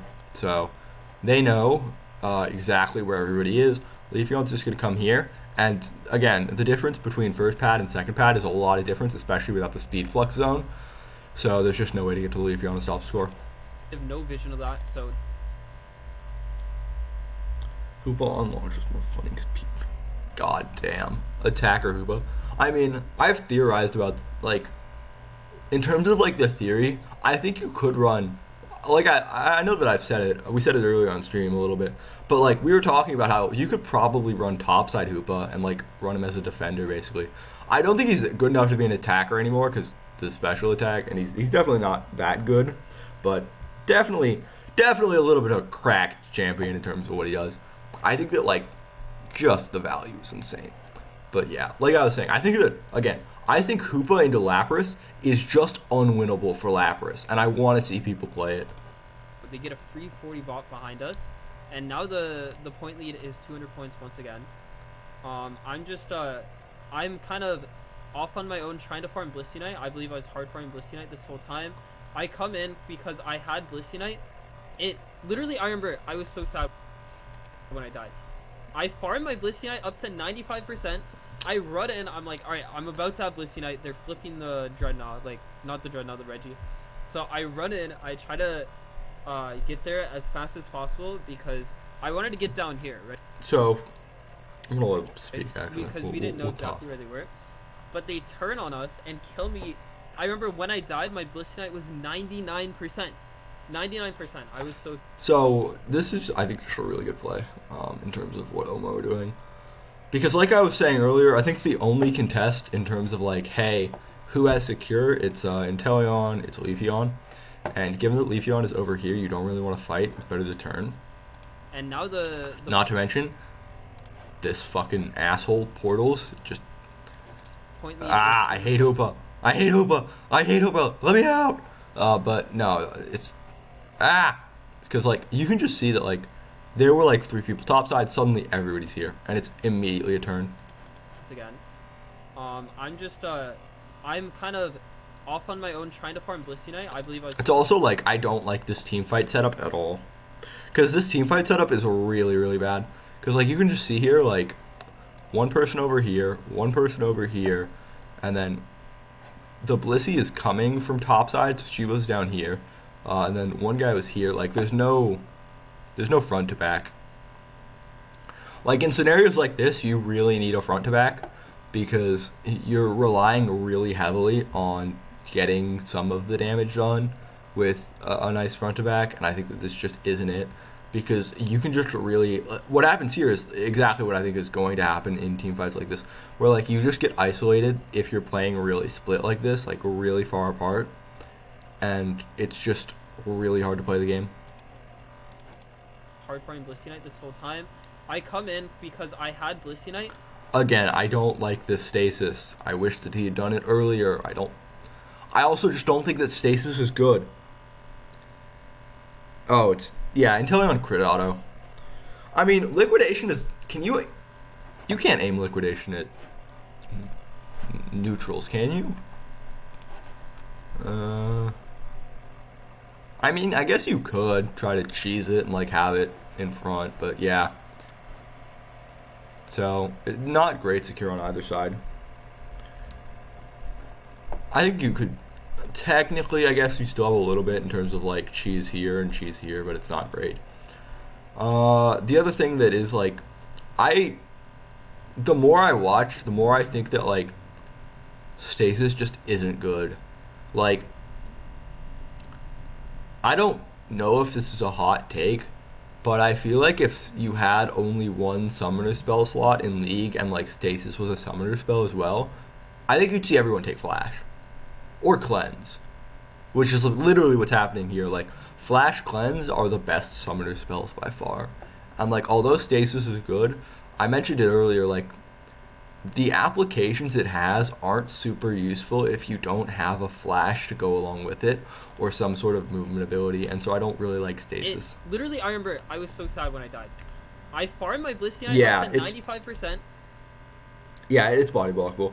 Doll is weird, super specific. Yeah, I think Doll has, like, Doll is in this weird scenario where it's not better than Flash most of the time.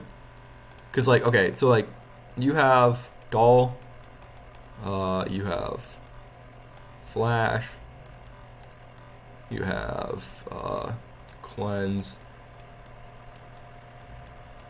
So, like, full heal, by the way. Cleanse is just full heal.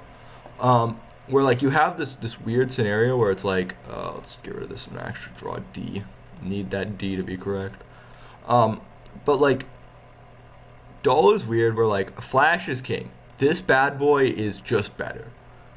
Cleanse is useful if you don't need Flash. Then where does this leave this? Like, it's like, it's better than Cleanse in certain scenarios, and it's also better than Flash in some scenarios, but those scenarios are highly contextual, and it's like, well, how am I going to know if I need it until I get in the game? How are the enemies going to play out the team fights? And it's like, I don't know. I think that, like, it's just easier to go Flash. I run and I'm... Yeah. Umbreon is, like, the only one that I can think of. I think maybe, like, if you're really, really, really cracked with Zoroark and Illusions, I think you could go Doll on Zoroark. Because I think this is a little bit of a crackhead future take, but I think the meta is going to end up being on Zoroark is either you need some sort of like carry, like the comfy, like you need a pocket, or you go just straight up crackhead and you're like, yeah, I am going to illusion any CC, and then I will Doll when I need to use it as a secondary form of CC removal instead of taking Cleanse. I'm like, alright, I'm about to have Blissey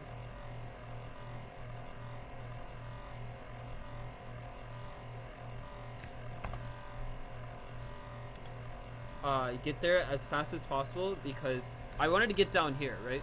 For when I try to stall, but...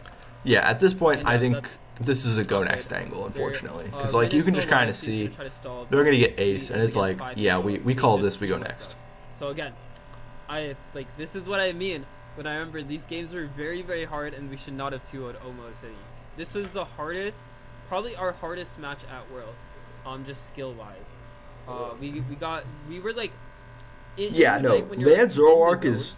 People can call it luck, whatever they want. I watched him talk about like Zoroark illusioning mean looks. I think he does it later in the VOD. I think he does it a few times. I don't know. I know that he's done it in other. Like me and like Curious, we were all in the zone. I know that he's done other VODs where he's like, yeah, he will just illusion mean looks, and like, I'm pretty sure that this guy or that Shua attempted to do it earlier, like. It sure looked like he tried to do it earlier in terms of dodging an Urshi CC, but he's the only one, Overlord's the only one I've seen actually do it. But since he's talking about it publicly, I'd expect that people will catch on, and I think the idea is going to be something like that, where you take, like, maybe you do just keep Cleanse, or you just keep doing illusions. It's like in the zone, it exists for esports athletes, not just, you've probably heard it for regular athletes, but you saw I use my Blissey there at 330. Just trying to get value because it is the last time you can Blissey Knight. I do run Energy Amp, and I recommend... So, this is a discussion that I'm going to have some stuff to say about, because I think I have what is probably a hot take on this, and but... Blissey, I think it's the best item by far. I think any other item on Blissey is troll. But because you run Energy Amp, you can Blissey Knight at 330. I will have to farm a little or die, but it is definitely worth to try to get value. and just apply pressure on the map that normally wouldn't exist. So we are gonna. So yeah, it. I envy the little crackheads that can get it on timing. Like I can't. I have 0 reaction time, and so I could never play Zoroark. It's just I can't. Like no, not enough reaction time, but like illusion mean looks and shit like that. That said, I don't agree with this mentality that like because I have energy amp, I should use it at 3:30. I don't like that because I think that it's more useful. Like if at like we'll say 2:15, you have the opportunity to get a kill, you should always take that.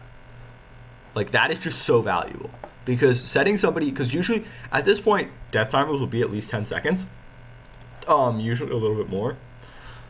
And so I think that like if you have the opportunity to use unite moves at around like 2:15 to like I'll say 2:05, because like past this I think you want to hold it for a Rayquaza fight. But like if you can get a pick around this time frame, I personally believe it's worth popping a unite for. So yeah, or like if you go unite for unite, I think it's worthwhile as well because then they don't have it for the fight. I like having this for like supports as well because if you're able to stop like a pick at this time frame, I think it's really valuable. Because I think one of the big things we saw last game was like, hey, you just show up late to the fight, it's really hard to win. We're gonna try to we got the top regi and we're gonna try to pressure bot here. However, they're just so good with their Hoopa rotations that they rip bot by the time we got down here, and so good with. Okay, this is just one of those like, hey, but it is Hoopa moment. Value, and just apply pressure on the map that normally wouldn't exist. So we are gonna try to we got the top regi and we're gonna try to pressure bot here. However, they're just so good with their Hoopa rotations that they rip bot by the time we got down here, they.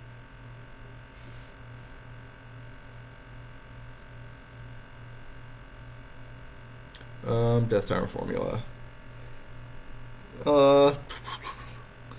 Level 10.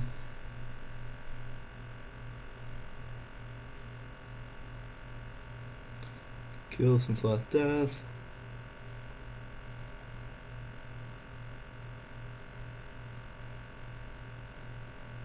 Yeah.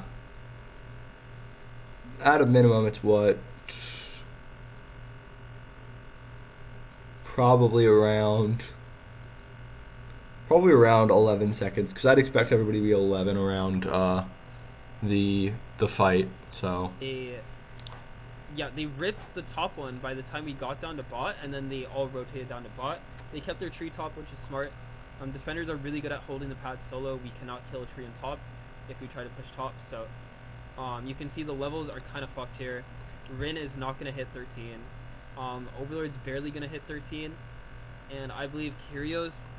Is Kyrios not even going to hit 13? Maybe not. So, already, I don't really like this setup. I understand the reasoning for it.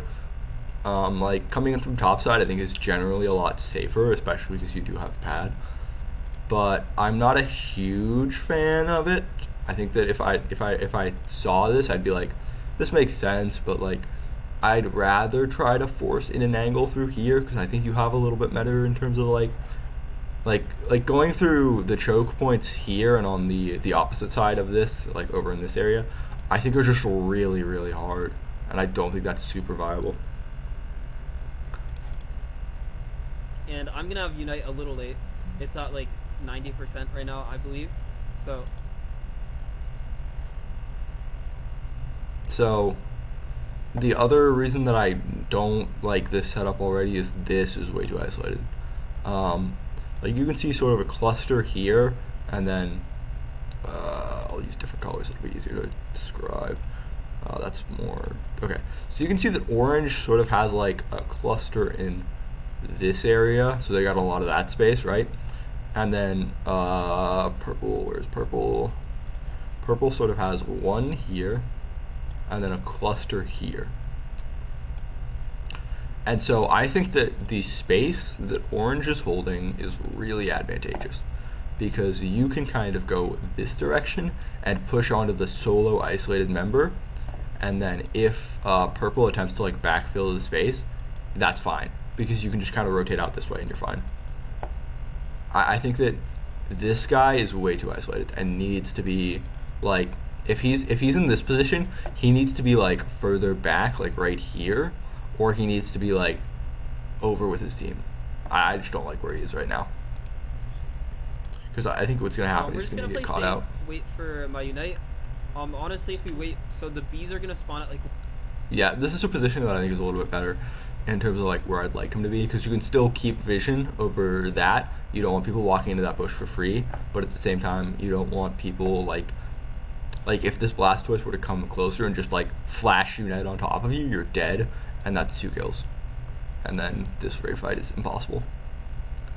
I also like that they're hovering Zoroark top, although I think I'd rather swap Zoroark Trevenant here. I think that Zoroark is probably the most important member of this team fight. That said, I think that it's fine overall. It's just a normal setup.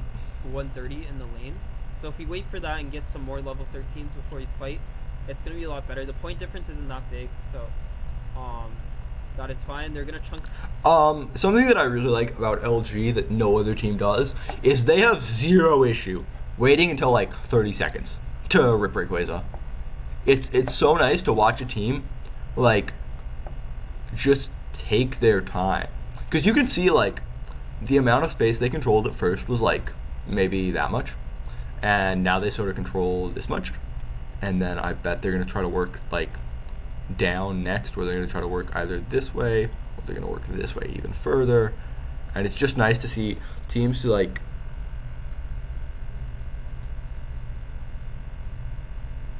true, Zoroark is fine because Hoopa is just Hoopa. Oh boy, I love that I can just have all of my teammates suddenly in team fight position.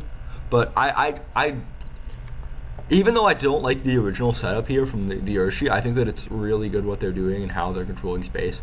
Like, I love that this team is not, because what you'll see a lot of teams do, and it happens a lot in Worlds as well, is they'll be like, oh shit, 2 minutes on the clock, we gotta go now. When it's like, the real time frame is like 45 seconds. This is when it's like, oh shit, we gotta go. And like, even then, you probably, like in this game state, less than 100 point difference.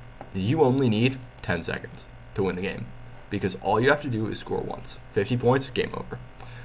Obviously, that's a little fucking risky, and you don't like that, but it's like, I don't know, the best comparison I would have would be like Valorant Ranked, where like, if you've ever played like Valorant or like CS Ranked, within the first 30 seconds of the round, everybody's dead.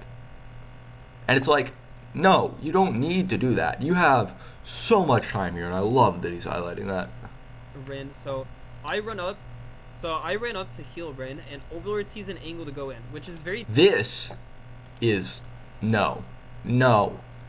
I understand the idea that, like... Dane, I run up... So I ran... This...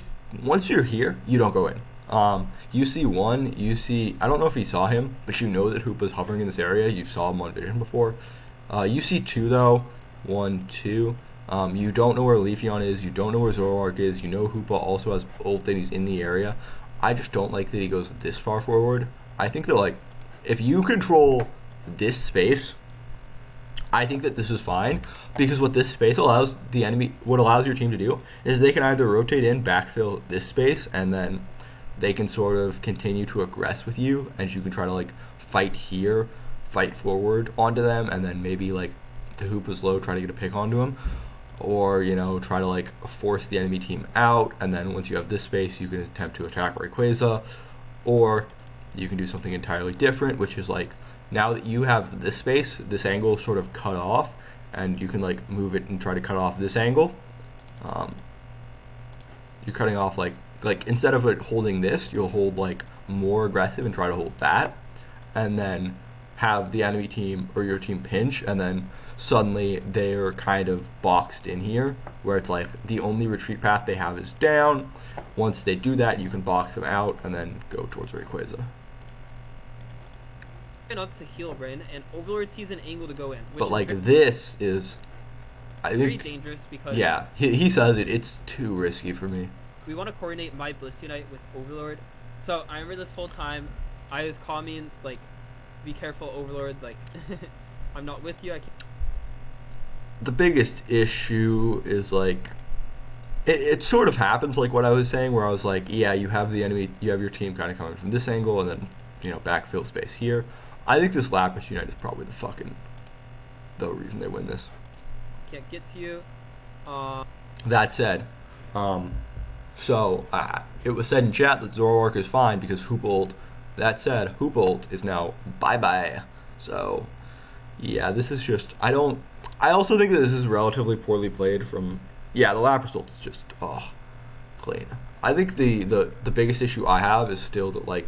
my Blastoise when you... Fine, they're going to chunk Rin, so... Like, I think first of all, the sight here from Overlord to realize that this is an angle that he can survive is really good. But I also don't like that... Like, I think if you're Hoopa, just fucking rip it, man. Rip the ult. Like, just get the Zoroark here, get this guy dead. Like, this is 2 kills. It's really worthwhile to get him dead. I think it's just like Overlord sees an angle to go in, which is very dangerous because it's also like, I think that this is also just kind of a bungled. Yeah, they weren't expecting an engage. I think this is a bit of a bungled team fight as well, because like there's a lot of missed abilities. Very dangerous because we want to coordinate my Blastoise with Overlord, like. But like again, I think the Blissey smoke bomb was clutch. The Lapras right here is huge because you can see it's gonna hit. I think it hits 3 actually. I don't know if it hits 3 for sure. I'm not with. Oh, it does. Hoopa TPs do it. I can't get to you. Wait, did it fucking hold up? I mean, like, be careful, Overlord. What the fuck happens here? Because he's in the TP. Not with you, I can't.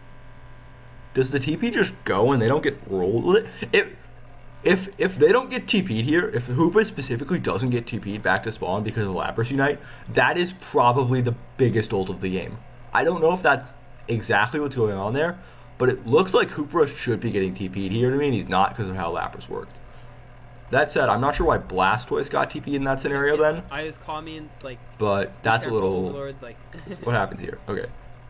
I'm not with you, I can't get to you. Because it looks like Blastoise just doesn't get knocked up as much, or like has less CC, and then because of that is able to get out. Which, if that's why, and like the Hoopa dies because of the Lapras, that's huge, actually insane.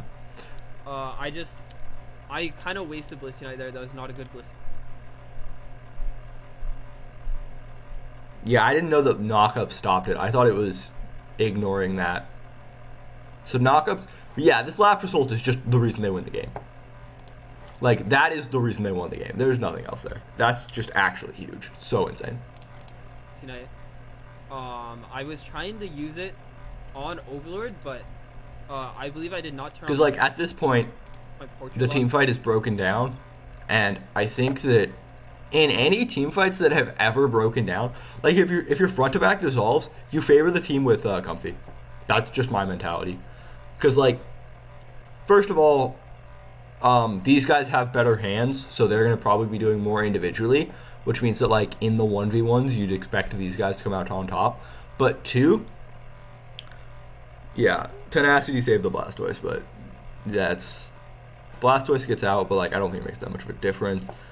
The Comfy just makes it so hard to win, because instead of being like, oh, it's a 4v1, it's now a series of individual 1v1s against a Comfy Urshifu, and you're never killing the Urshifu because Comfy's on top of him. So there is a glitch with that. But honestly, it's not the worst Blissey Unite. It just could have been a little better. That said, good Blissey, good Shedinjadal, good Shedinjadal, Poggers. I'm gonna Shedinjadal, Blastoise Unite, and this is risky to me. I don't like this. I understand the reasoning, but like if the secure goes wrong, you're fucked. I believe so how this fight played out is we got them all low HP, And at this point, we blew a lot of United. So, the thing that sticks out to me here, and this is one of those like, oh, maybe he just wasn't paying too much attention. But like the fact that he doesn't realize the lap result is huge here is a little bit sus to me. I don't know if that's because he's just looking at his like lane thing, but like when I'm looking for like a really, really good pro player, what I want to see is an understanding of like your lane, right? Your role. But the biggest issue with a lot of pro players is they don't do B, which is others.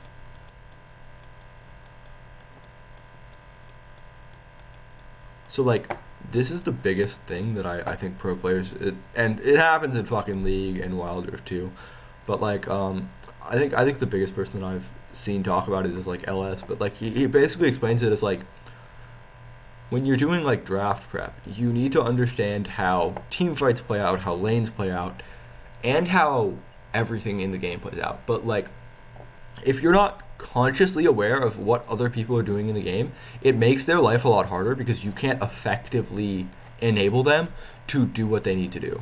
And I don't like that he's not noticing that. That's something that I'd be like, hey, like, does he realize it on like a watch back? Watch the Inteleon?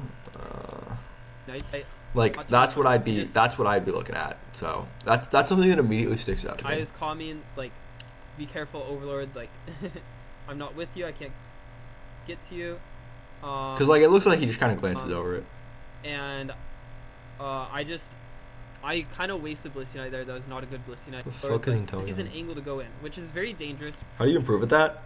I mean, that's like, it's one of those things where I'm like, the simple answer is, hey, play other roles. But I think it's also one of those things where like, just talk to your team. Where it's like, if everyone on the team is like, hey, you know, like, my goal as Lapras is to do this, right? Like, my goal as Lapras is to hit this big unite. And that's, like, the goal of the team fight. It's like, okay, cool. You know? Like, that's sort of something you have to understand by playing it a few times.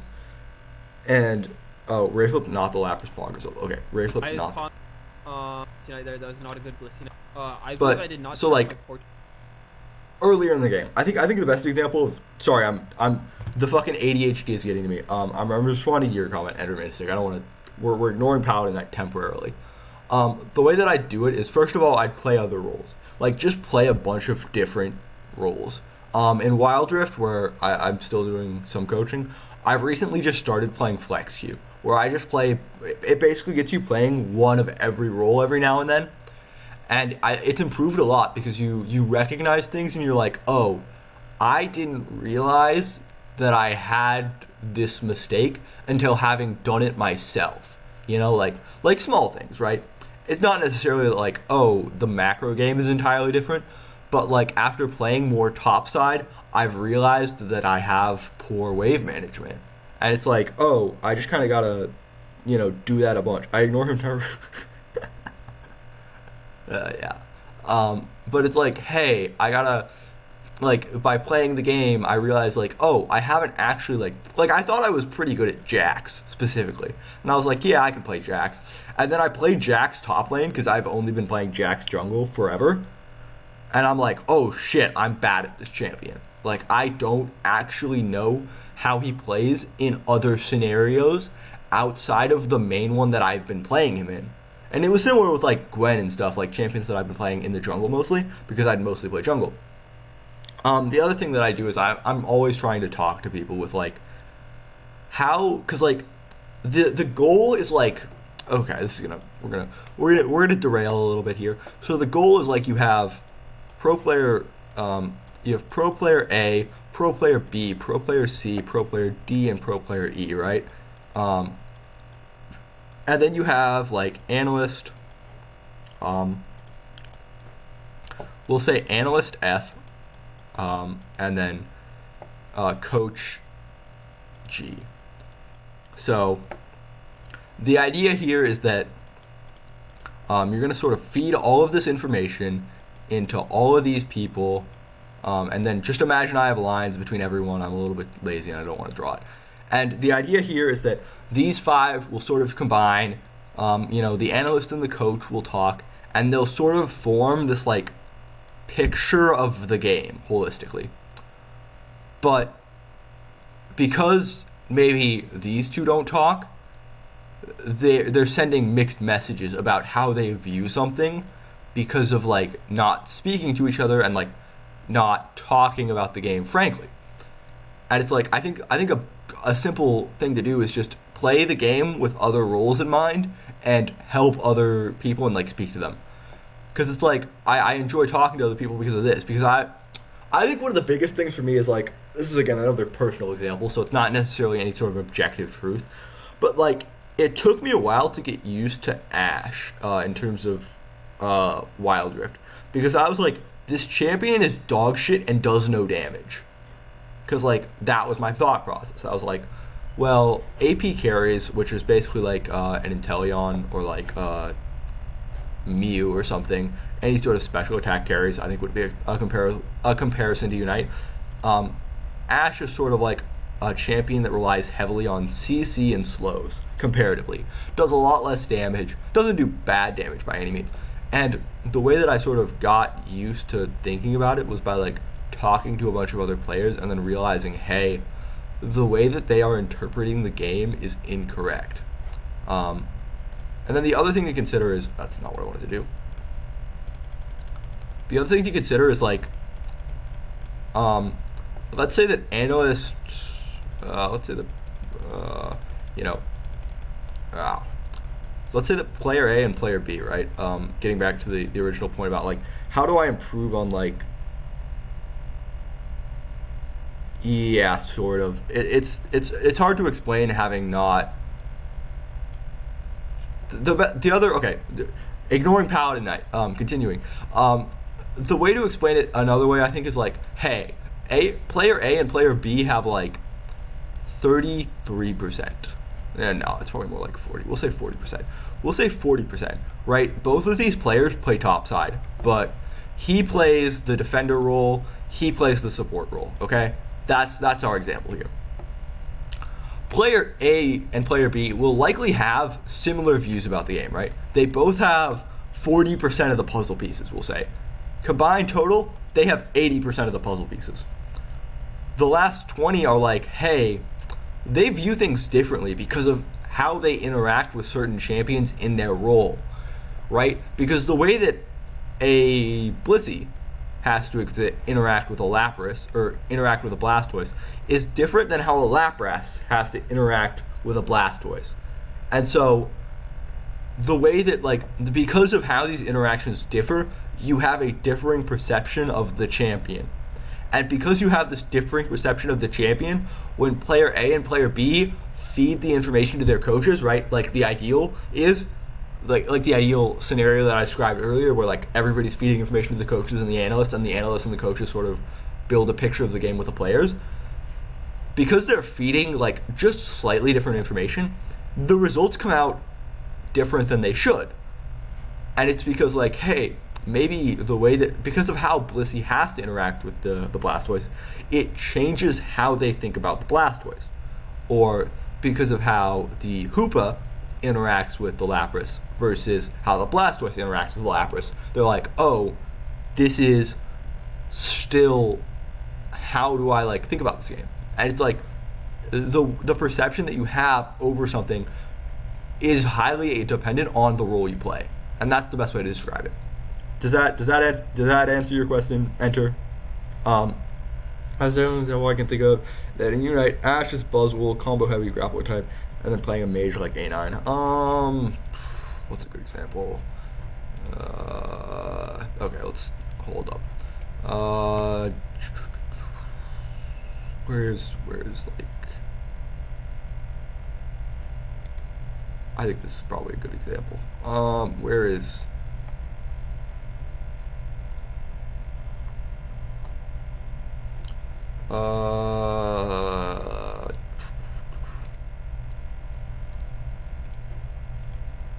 so this is my best example. So like, think about how Gardevoir plays. Like, she is here to kill you. And like Mew is here, and Mew has like a bunch of options and like a bunch of utility, right? Like they have coaching, they have a light screen, and they have agility, all which are more like utility options than like, hey, I'm going to fucking kill you with Shy Shock. I think this is probably like the best way to describe the difference between how an Ashe would play versus how like the Ziggs or like a traditional ADC would play. Because like Mew is sort of like, hey, I've got utility with Surf, maybe a little bit less damage.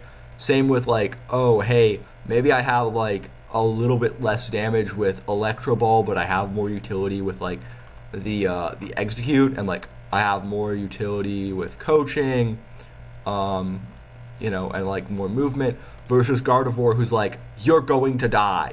That's my goal. That's sort of how I describe it. Again, hopefully that makes sense as well. Anyways, I have been sidetracked. How long do I have? I need to finish the rest of this VOD review, which has taken me... How long has this taken me? This has taken me 1 hour and 45 minutes to get through 12 minutes of footage. And I need to finish the rest of this in less than an hour. So, we're gonna have to speed read, baby. Honestly, it's not the worst Bliss Unite. It just could have been a little better. I'm gonna Shedinjadal, Blastoise Unite, and we're gonna...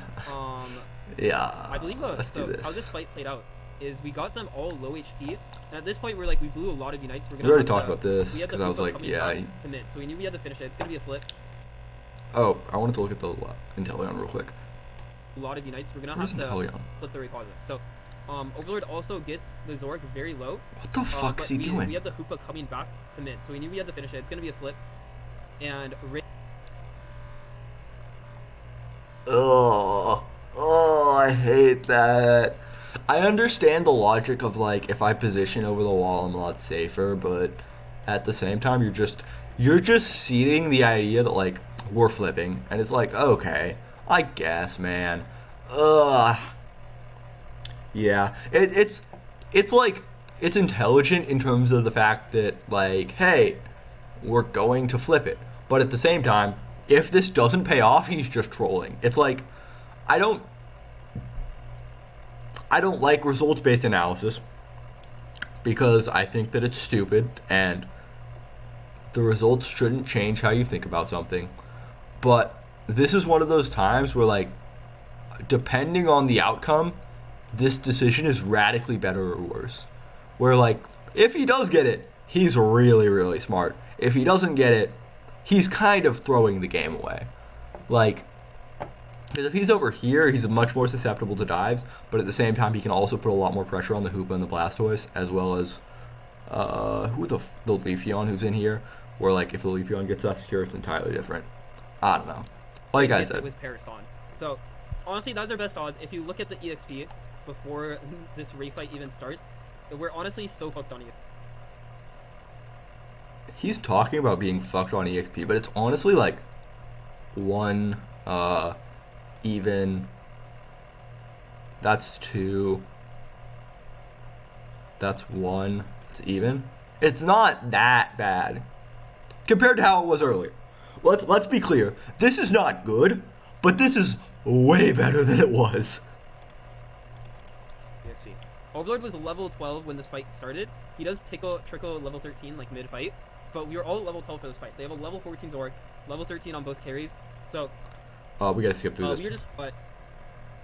This game is over. Killed their support. They all were really low HP. You can see Overlord gets the Zoroark low HP. On Unite to live, or someone else should have united because we blew so many Unites and they just were unwilling to kind of. Because he is right about like they didn't use any ults. You can see they still have 3. They have all of them still. As Hoopa blows his to here. Like, I would have liked to have seen Blastoise just hop in the pit. As they all go in there, I would have liked to see Blastoise and just fucking blow both Unites on him. The deciding factor in us being able to flip. If we did not kill the Hoopa, they all would have been able to heal, but... Yeah, he's right about the Hoopa kill as well. Really we sort of already talked about that with how big the lapras ult was. And we're just going to flip the Rayquaza, so... But yeah, I would have liked to have seen... us being able to flip. If we did not kill the ult come out a little bit more. They all would have been able to heal, but because we killed their support, they all were really low HP. You can see Overlord gets the Zoroark low HP, and we're just gonna flip the Rayquaza. So, We just played hyper aggressive and unwilling to kind of. Okay, we are going to the next game. I am going to finish this before 3 because I need to go. I've got Wild Rift to watch. I got Wild Rift to watch after this, so we gotta hurry. Okay, let's skip the draft. Way too good at this Pokemon, and so we banned Lapras because we don't want them to get Lapras. They first picked Umbreon, but you might have remembered I covered in my other videos that we actually like the Zork into Umbreon matchup. Because Zork can Zork can illusion the mean look, so Zork actually kind of counters Umbreon if you know how to play it. Okay, he's talking about the fact that Overlord's just cracked. I take the tree away, or I don't take the tree away, I just take it because, Tempest is going to play Umbreon, and they're actually going to play Espeon, so we did not expect that. And okay. Again, already like this draft because Hoopa. He talked about it, but like I think the Umbreon Zoroark is like, I wouldn't say it's necessarily a great matchup for either, but I think it's like fair. Like I think that Umbreon is like playable into Zoroark, and Zoroark is playable into Umbreon. Like I don't think that one necessarily straight up beats the other. I understand why they do like the matchup though; it makes sense. That said, they've got a really, really heavy early game comp here. Like, if this doesn't win within, like, the first 4 minutes, the game's kind of hard. Because, like, Leafeon kind of needs to win early. Espeon, any sort of evolutions really need to win early for the game to be playable. On the other hand, this comp just scales. Like, Hoopa makes, I think, early game pressure a lot harder to deal with. Buzzwole should be able to hold its own in lane. Tree is, I think, also going to hold its own in lane, so I don't think they're going to fold to the early pressure. Yeah, Zoro does have Zoro doesn't really, like, fall off either. It's not bad early. Like, I think that I don't like where they've put the cards here. I think the Espeon is kind of troll, because, like, any sort of evolution really, really plays hard towards early game. And I think that that's just an issue, especially when you already have Leafeon. I think something like a Venusaur here is way better. That's like Venusaur is my immediate shout. I think you could also play Mew here. I think Mew is pretty good because they've already committed pretty heavily to some dive with these, and I don't think they're gonna go poke. So like I think that like Mew, Venusaur, anything that kind of plays at range, I think is pretty good. Plus, I like Solar Blade, Solar Beam, or you can also go Petal Dance here and try to like Petal Dance onto whoever gets mean looked, which I think is fine. I don't know. I like this draft a lot more from LG. I think it's just straight up winning. I don't know about Buzzwole, Blastoise. I think that matchup needs to sort of. That's a questionable. I don't know. Other than that, though, I think, yeah, this is just hard winning. They've got Hoopa, they've got Zoroark. It's game over. In my opinion, them playing Espeon is like a free win. I thought Espeon was one of the biggest baits at Worlds for Leafeon and Espeon. 2 evolutions. These Pokemon did not look good in my opinion. They're just, I think there's better picks, honestly, than both of them. And in the Worlds meta, if you saw my tier list, I made a tier list on Worlds meta, make sure to check it out. It goes really in depth on the picks. So I believe we picked Buzzwole and yeah, Mew, Venu, Chandelure, all better. Because this is such a free Buzzwole game, it'll fuck the Espeon, it'll fuck the Blastoise, and it'll fuck...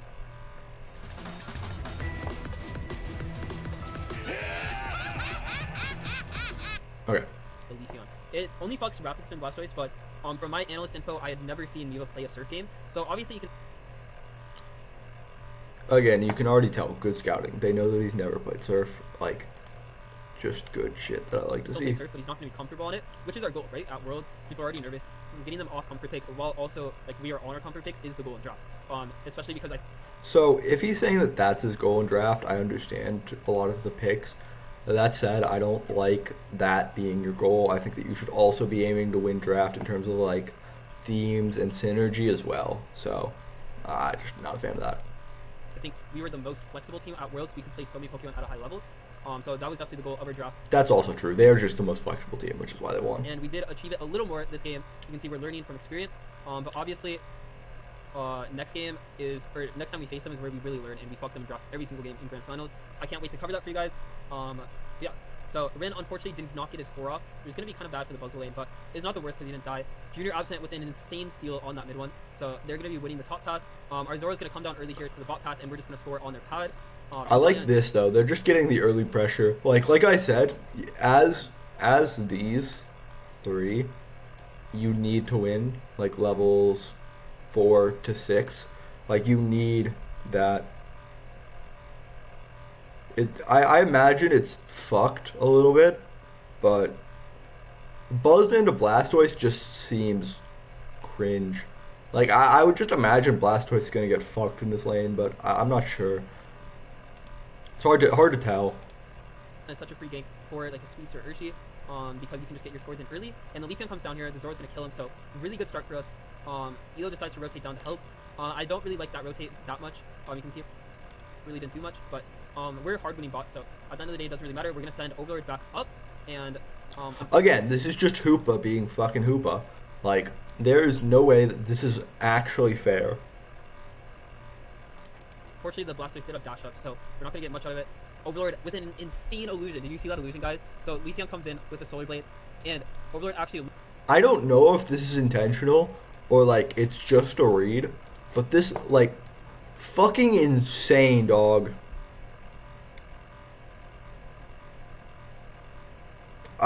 Yes, that's. So he just has canceled. Yeah, so I would imagine that lane is just turbo fucked for Blastoise then if he is playing Rapid Spin. Yeah. Buzz compress Rapid Spin during Buzz compress Superpower during Blast. Rapid Spin just cancels out Rapid Spin, puts him on an 8-second cooldown, so he has to be on Surf if he wants to do anything. Yeah, that seems a little fucked. So this is a Jover lane. Taking advantage of that red 5, baby. That was insane reaction timing from him. Very, very good. That is what I think separates Overlord from these other Zorks. Like Shua and like other Zorks, maybe they can combo just as fast as Overlord, if not a little faster. Because I mean Overlord Zork in regionals, in my opinion, was the best Zork in the world. But he did not practice Zork as much because he was practicing other picks to make sure he was more flexible. So his Zork at Worlds was a little rusty. So these other Zorks, they maybe can combo a little like faster than him at his current rustiness on Zorok. But his illusions, no one can match him. He has the best illusions in the game. He is so. Again, I think this game is over at this point because like I said, the strength of the evolutions and like to a certain extent A9, that's is that like you hit your power spikes really early, and like that allows you to get a lot of early leads, and that's really good. But like if you can't do that, you're kind of fucked. And I think that Espeon here is just a worst A9, so it's kind of over already. Reacting with them, like we all did a reaction speed test on the team, right? And like we all got like pretty average, like good gamer numbers. But Overlord had the highest possible human reaction speed on the test, which is insane. That is so rare. So he just has raw talent. That is just raw talent at work. So bottom B's, there were 4 people down here, and we did not know that the leafeon was hiding in the bush the whole time. Yeah, so they just don't know the leafeon's here, which like makes sense because like this was like a awful fight if you know leafeon's here. But like at the same time, I don't think it's not like if you know that this is a 3v3, it's like, oh yeah, like this is fine. But leafeon just doesn't show, and so they just go for it, and it's like, well, rip. So bottom B's, there were 4 people down here, and we did not know that the leafeon was hiding in the bush the whole time. So I dashed into B's, which is not very smart. I should have saved my dash when we don't have vision. But it is not the worst because we have 2 people covering, and I will come back in time for the objective. But definitely could have. I mean, I probably would have died there even if I saved my dash, but could have lived a little longer. So they're gonna just. That is just. You can't die there. You cannot die here. He's gonna die. Like. Try to rip this because they know Overlord's coming down level 9. They're gonna leafeon Unite Curios pretty big. You can't die there. That's just not good because it means that they're not gonna have any sort of pressure towards topside. Like I also think that like you don't need to be playing that lane that aggressive. You don't need to be trading super hard. Like you're going to like if you're gonna win the lane naturally because of how rapid spin works, you don't need to try to force. And I think that is like some weird trying to force stuff, and I don't like that a ton. That said, we go towards bot side. He's close to 9, so if he hits Unite move, I expect this fight to be pretty easy for them. Already good amounts of pokes onto the Umbreon, so I'm not a huge fan of also where this is leashed to. Like, why are, like, I think if you're leashing it, you want it to be over in this area. Because, like, this is just, it's allowing people to have multiple routes of attack onto you, and it's also sort of opening you up towards being closer to the Zoroark. I don't like it a ton.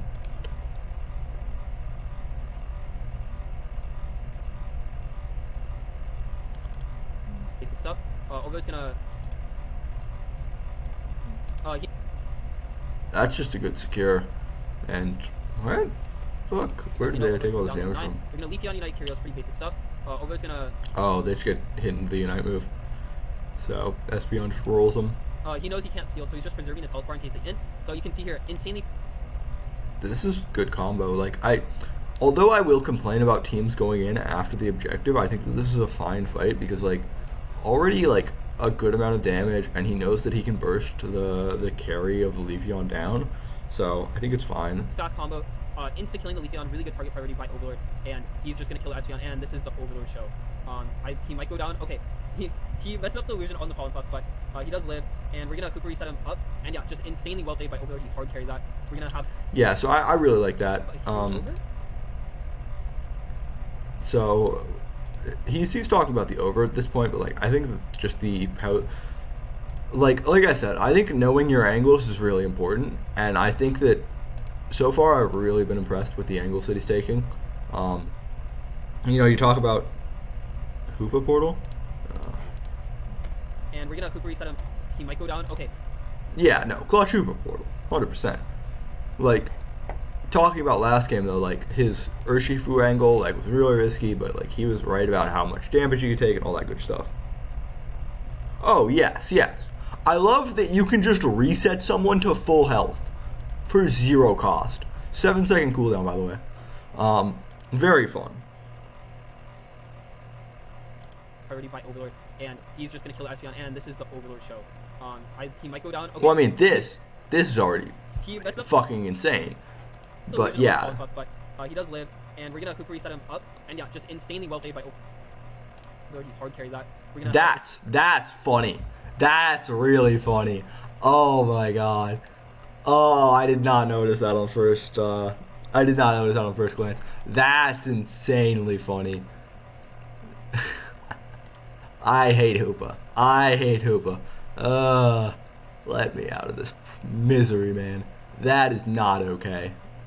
I don't think there's a ton of application there in terms of, like, it being cheesy, but at the same time, just no. Nope, I don't think so. Huge over? Did we ever? No, I remember Elo trolled this actually. So,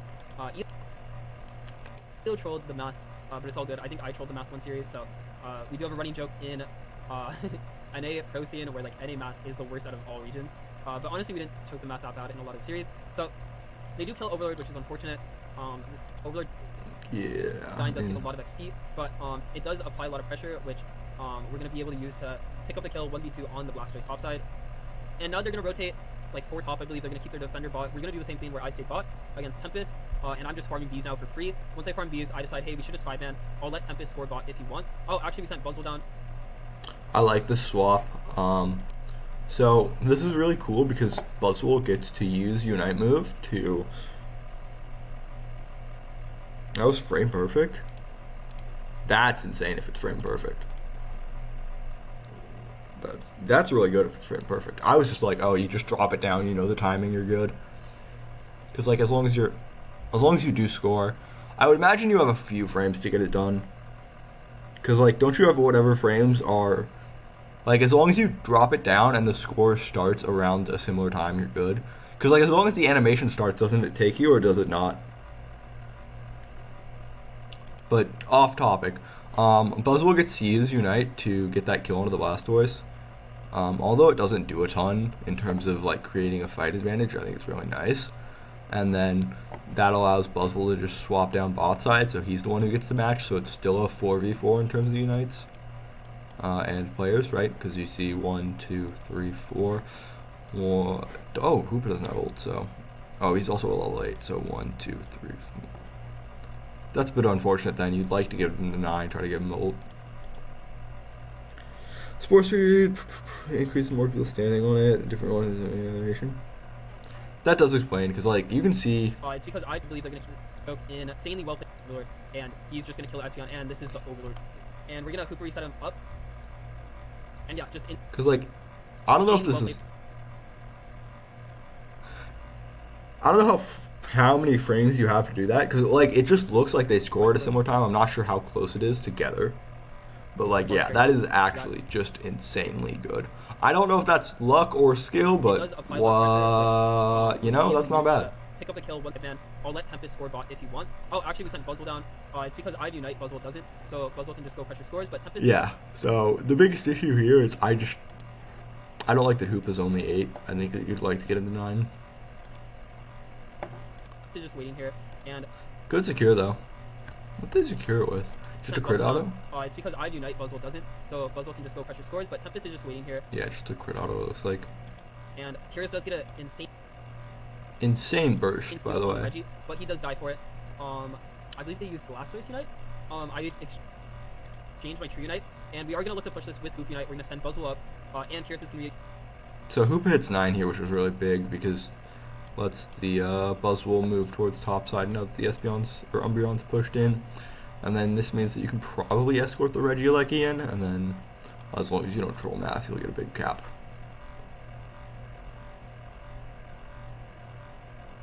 Yeah, Buzzwole just grabs literally anyone. He just fucking eats you, right?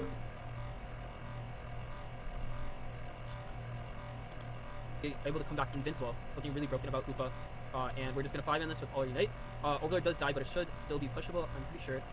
Yeah, it does go in. We did get really low. So. Does Buzzwole grab unstoppable, or is it just resistances? Where the fuck is...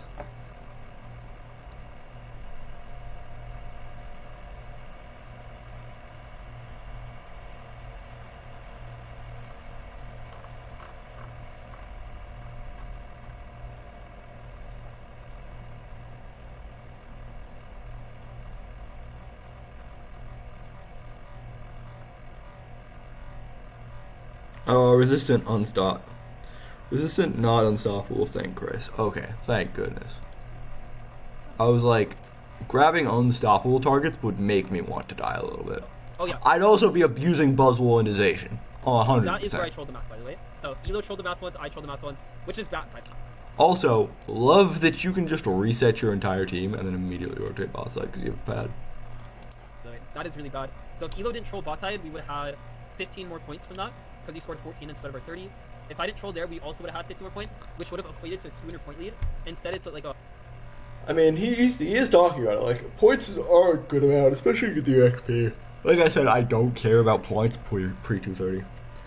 If you'll excuse me, I need to continue munching really quickly.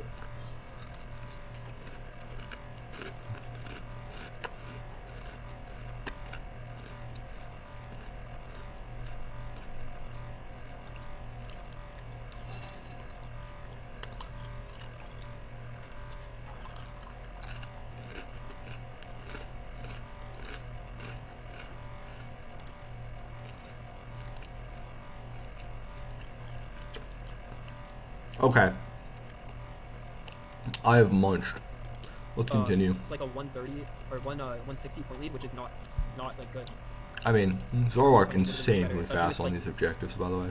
Already at half. When it comes to overcounts, it's important to not mess those up. So a little bit of nerves. Again, these games were our hardest matches. I don't like this already, because like you can already see 2 top side, 3 bot side versus 4 down here. So that's not great to see.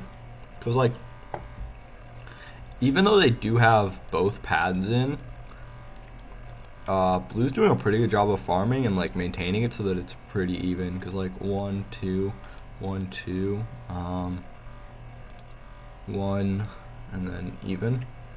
So like they actually have a level lead on the side of Blue, although it doesn't like feel like it because they're getting piss stomped in terms of scores, right?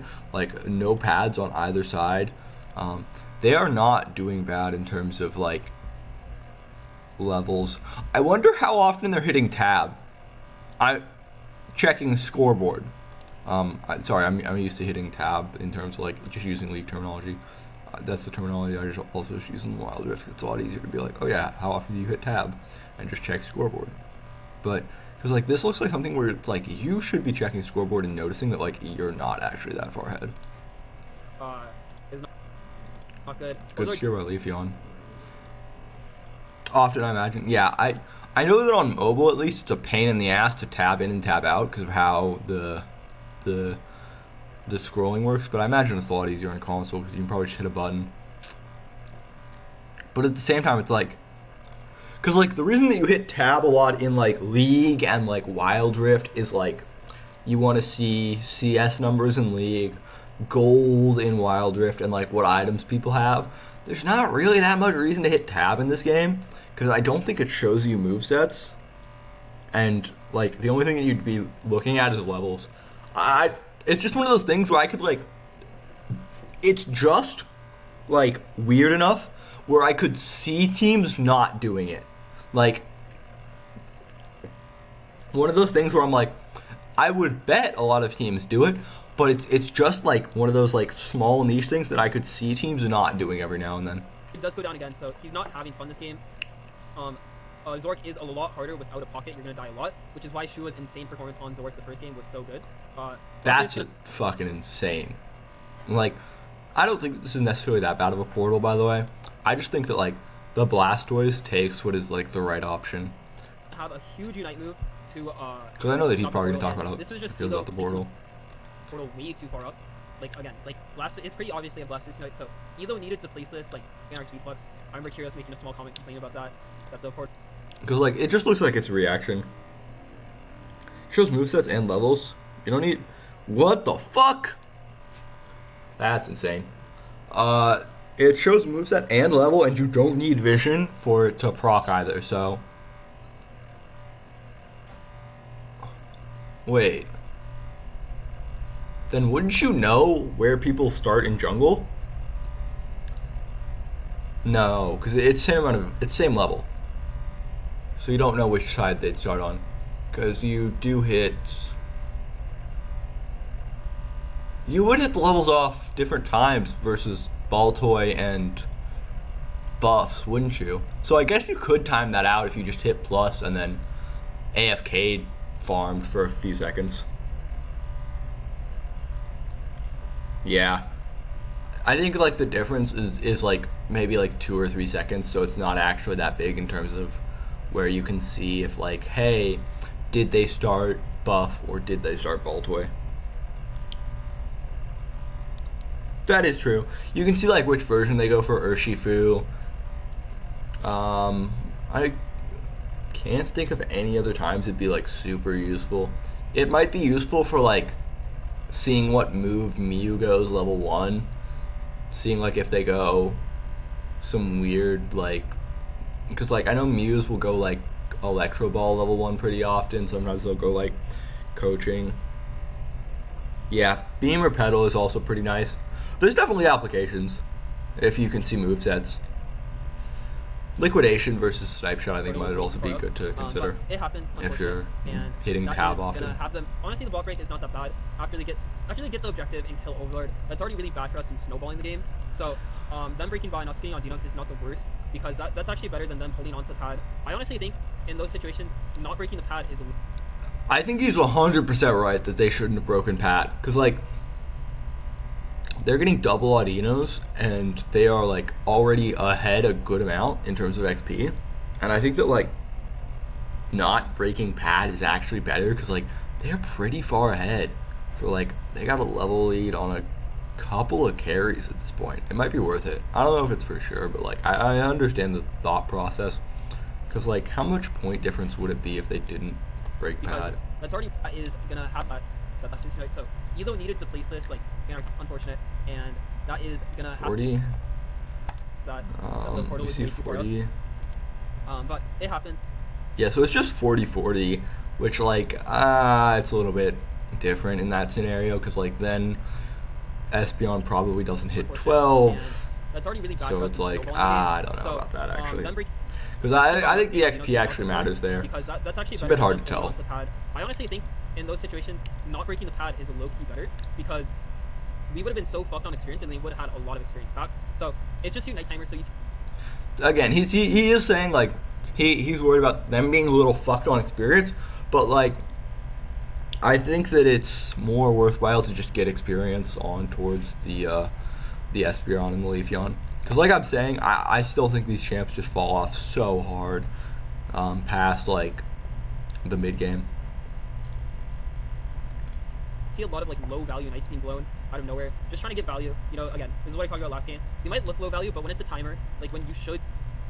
Again, same thing about what I said earlier, where I'm like, I don't necessarily agree that like this is extrapolating this is like I think a bit of a facetious logical fallacy, so I'm not going to do it.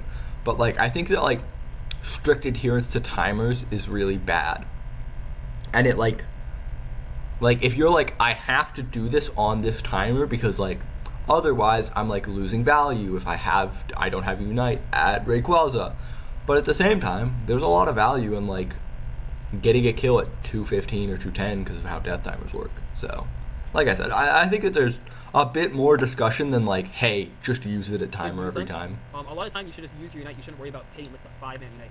So like it's 330, right? That said, I do agree with like I think that a common trap in this game is like, hey, I need to like get a lot of value. Like 2-man Unites are fine, 1-man Unites are fine. Like I think going 1-for-1 is way better in a lot of terms than it is going like holding it for the 5-man if like 2 people are dead, and he's right about that.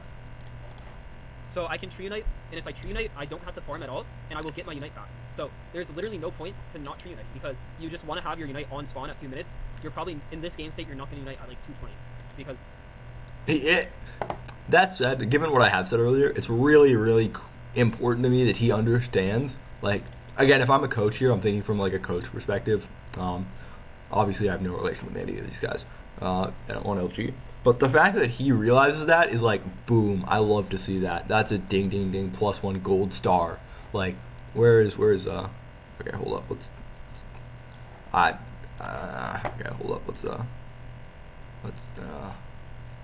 there we go. Homeboy gets a gold star for that one. Like, I love that he's realizing, like, because like the number one thing I want to see out of players in the game right now, especially because like if you can't have your coach on stage,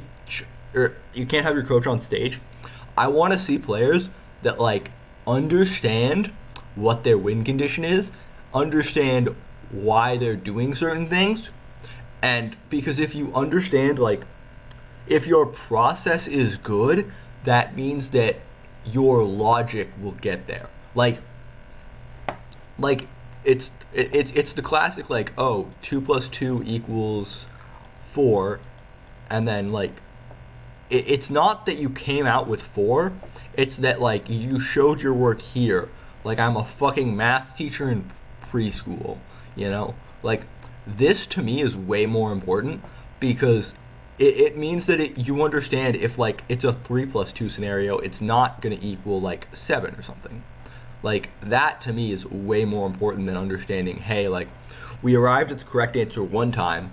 Can you arrive at the correct answer over like the course of like maybe 2 or 3 games? Where like, hey, after game 1, the enemy came out, they had a bad read, right? Bad read. And then game 2, they adjusted, right? And they won. This is again for the enemy, right? So they lost this game, they win this game. Game 3, I want to see my team understand, hey, they were like this in game 1, now they're like this in game 2, which means we need to be like, which means we need to be like, you know, like, again, if they don't ban Lapras game 1, they ban Lapras game 2, you're like, okay, their adjustment was that they're banning Lapras. We'll take blue side, we'll force them to ban it, which will let us get a prio pick. Or we'll take red side, we won't ban it, but we'll leave up another prio pick so that we can trade. And it's like, I that's what I want to see out of my players if I'm a coach. And that's why that's why I love to watch these videos, because you can see inside a player's thought process. Because like the biggest issues with a lot of mobile games is like in League, you can tell where someone is clicking. Like you can see like if they click over in this area or like over in this area based on how their camera is facing. But like because of how joystick movement and aim works in like Wild Rift or Unite, somebody can be like looking over here on the map but also aiming over here, and it's like, oh well, that doesn't like, there's not a lot of ways for me that I can think of that like show you how to look at players. And I think that's why I like watching these videos, because it's like I love to see players that are like, I love to see players' thought process, because it allows you to actually be a good coach and be like, hey, what do you need to adjust? How do you fix it? Unite baby games, yes. Yes, we're going to be doing, this is going to be the math lesson with Blaziken for how not to troll over comps on the pads. For free, like it's the strongest move in the game. Why wouldn't you use Unite? So Tempest doing a really good job. I'm grabbing more free. Really good awareness. Again, they had really good awareness. We do still have over 100 point lead, so that's good. I'm gonna die for trying to get the score, but ultimately we get bees for free, so it's actually really good. I distracted their full team for like 20 seconds. We're gonna get bot and top bees for free. So in my opinion, that was a little troll by them. They should just have one person stopping the cap. Killing me does nothing, and we got all the sets of bees on the map, which is a lot of experience for us. And they rotated 5 people to kill tree. That is really not worth. That is a little troll by them. But yeah, you're gonna see these are really low EXP games for us. So because he is right, these are low EXP games, and that's like, again, if I'm the coach of this team, I love to see that my team can win without having like piss stomped every game. I imagine they've probably experienced losing a few times, because like I've heard that NA is a bit of a hard region. I don't watch a ton of Unite, if I'm being honest. I didn't watch a lot of the last season of the Unite Championship Series, so I don't know if they lost a much, but like this team looks to me like they've lost a few games, and they understand like, hey, we're losing because of this, and this is the adjustments we make, which you only get by losing a bunch. So that's what I like to see. That said, anything interesting going on here? 205. Early setup, blastoise topside. Nobody on topside for the orange. I would expect Buzzful to move that direction. Trevenant's probably going to go around this way, just try to gain some space over there. Zorworks here. Probably going to be like a 3-2 or 3-1-1 split, where you have 3 down here, 1 up here, and then 1 up here, and then if Hoopa needs to, he'll ult and then drag everybody down here. Given that they're about 100 points, over 100 points ahead, I think that you kind of abandon this pad. It's really hard to get to. It's kind of hard to score on. And if they go down this way, you can burst Rayquaza down before they can get to it. So I think that this is a really good setup so far. We'll see if they actually continue with the 3-1-1. We broke both their pads so early on. And we trolled, we lost the second Regi. That really bites us in the butt, because we had both our pads up, so we weren't getting on Dinos. We did get like 2 rotations of this once they broke, but you can see we only have 1 level 13. So again, this game was very sus. They have a level 14 Espeon, so they were doing really, really well in the experience so far of it, which is not good for us. But we do have the point lead, and that's what we're going to play around. You can see we're just preserving the point lead. Overlord was hovering near it until we saw more people. So they're sort of playing a 3-1-1 now. I don't like this 3-1-1, because I'd rather have the Inteleon here. Obviously, the Inteleon shouldn't be in this position, but I don't like having the Inteleon so far away from the team and like not in the team fight, because like that is your damage right there. That's a lot of your damage. Inteleon and Zoroark. Mid, now they saw more people mid. He's kind of rotating more. Yeah, LG lost in regional finals, came second. Team that went 0-3 in groups at Worlds, so they learned a shit ton. Yeah, like people are gonna talk about like unhinged runs of dominance and like how this team has won Worlds 2 times, but like losing is really important for your team, because like if your team can't lose, that means that like you haven't, what's the right way to say it, like if your team can't lose, it means that your team can't grow correctly, because like to grow, you have to lose to other people, because like obviously like you can maintain streaks of dominance by like, you know, innovating, right? Like if you look like this and like this is the highest level, and then like you just continue to innovate, and like everybody else is just down here, like yeah, you're gonna stay on top, but like that's just not possible to keep up forever. Like, eventually somebody's just going to make some weird innovation and just get on top of you, and you have to be able to understand how to get back up there. Like, staying on top is the hardest thing you can do as a game. And that's why, like this team just looks really nice to me. Like, I'm going to be honest, I think that LG just has the best fucking hands in the world. Like, just looking at this team, mechanically, from, like, what I've seen at Worlds, this team looks like the best team in the world. Like, they don't have the best macro, I don't think. They don't have the best drafting, I don't think.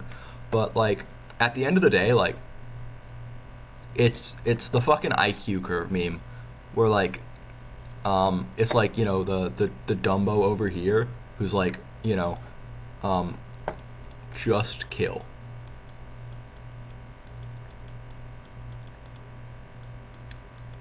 And then you've got, like, oh, but, like, you have to worry about all the macro and, like, you know, rotations and stuff. And then you just got the other guy down here that's, like, just kill. And, like, LG are on this side of the spectrum for just kill. LG are, like, over here. I think a lot of the other teams are over on this area of the spectrum where they're, like, just... It's the a punch is more than a punch, or a punch is just a punch is more than a punch is just a punch kind of thing. And it's like, I think LG has realized where a punch is just a punch. And that's what I like to see. Good team stuff. Forward, and we're just covering our caps because we know we have the point lead. They have to do the Rayquaza. So, because they have to do the Rayquaza, this is how you convert a point lead into an advantage at the Ray fight. You force them, like, we're just playing passive. They're forced to run into the Rayquaza pit. When they do that, their position is going to be very bad, and we're going to get a really good engage on them. I believe, like, at some point, they're just like, we do need to get the Rayquaza, like, time's getting low, and they run it in, and I just get a huge tree. Yeah, I get a 3-man tree. So, this is going to be...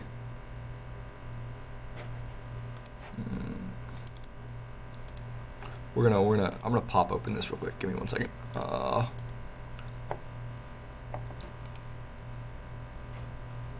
got 220. Okay, I got like 30 seconds left. Okay.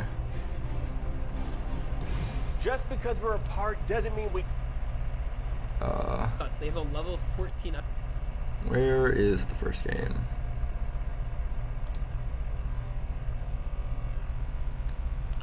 Put them all to low HP. So look at this. It is 1:14 on the clock. We're 1:18 right now.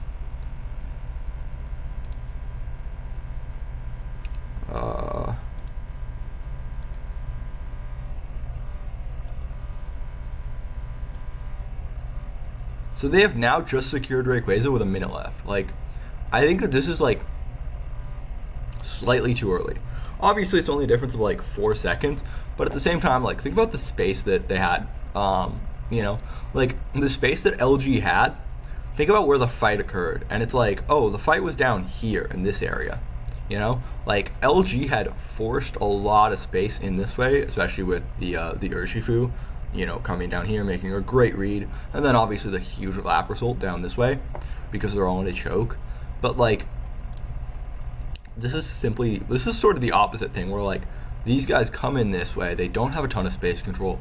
Because they don't have a ton of space control and they attempt to start a fight, they get just rolled, shoved this way. He's probably going to hit a huge combo on him, not to mention 0 control over topside means that, you know, game is over. Engage here, and at that point we just won the fight. And you can see our levels are fucked, but I've actually been doing really good this game. I'm level 12, so I'm higher level than their defender. I've been doing really good this game as opposed to the rest of the team. Level 12 at Rayquaza fights very good for a defender. So yeah, they feel like they're forced to flip. And that is... Again, yeah, they feel like they're forced to flip here because they don't have any sort of, like, fight. And, like, I think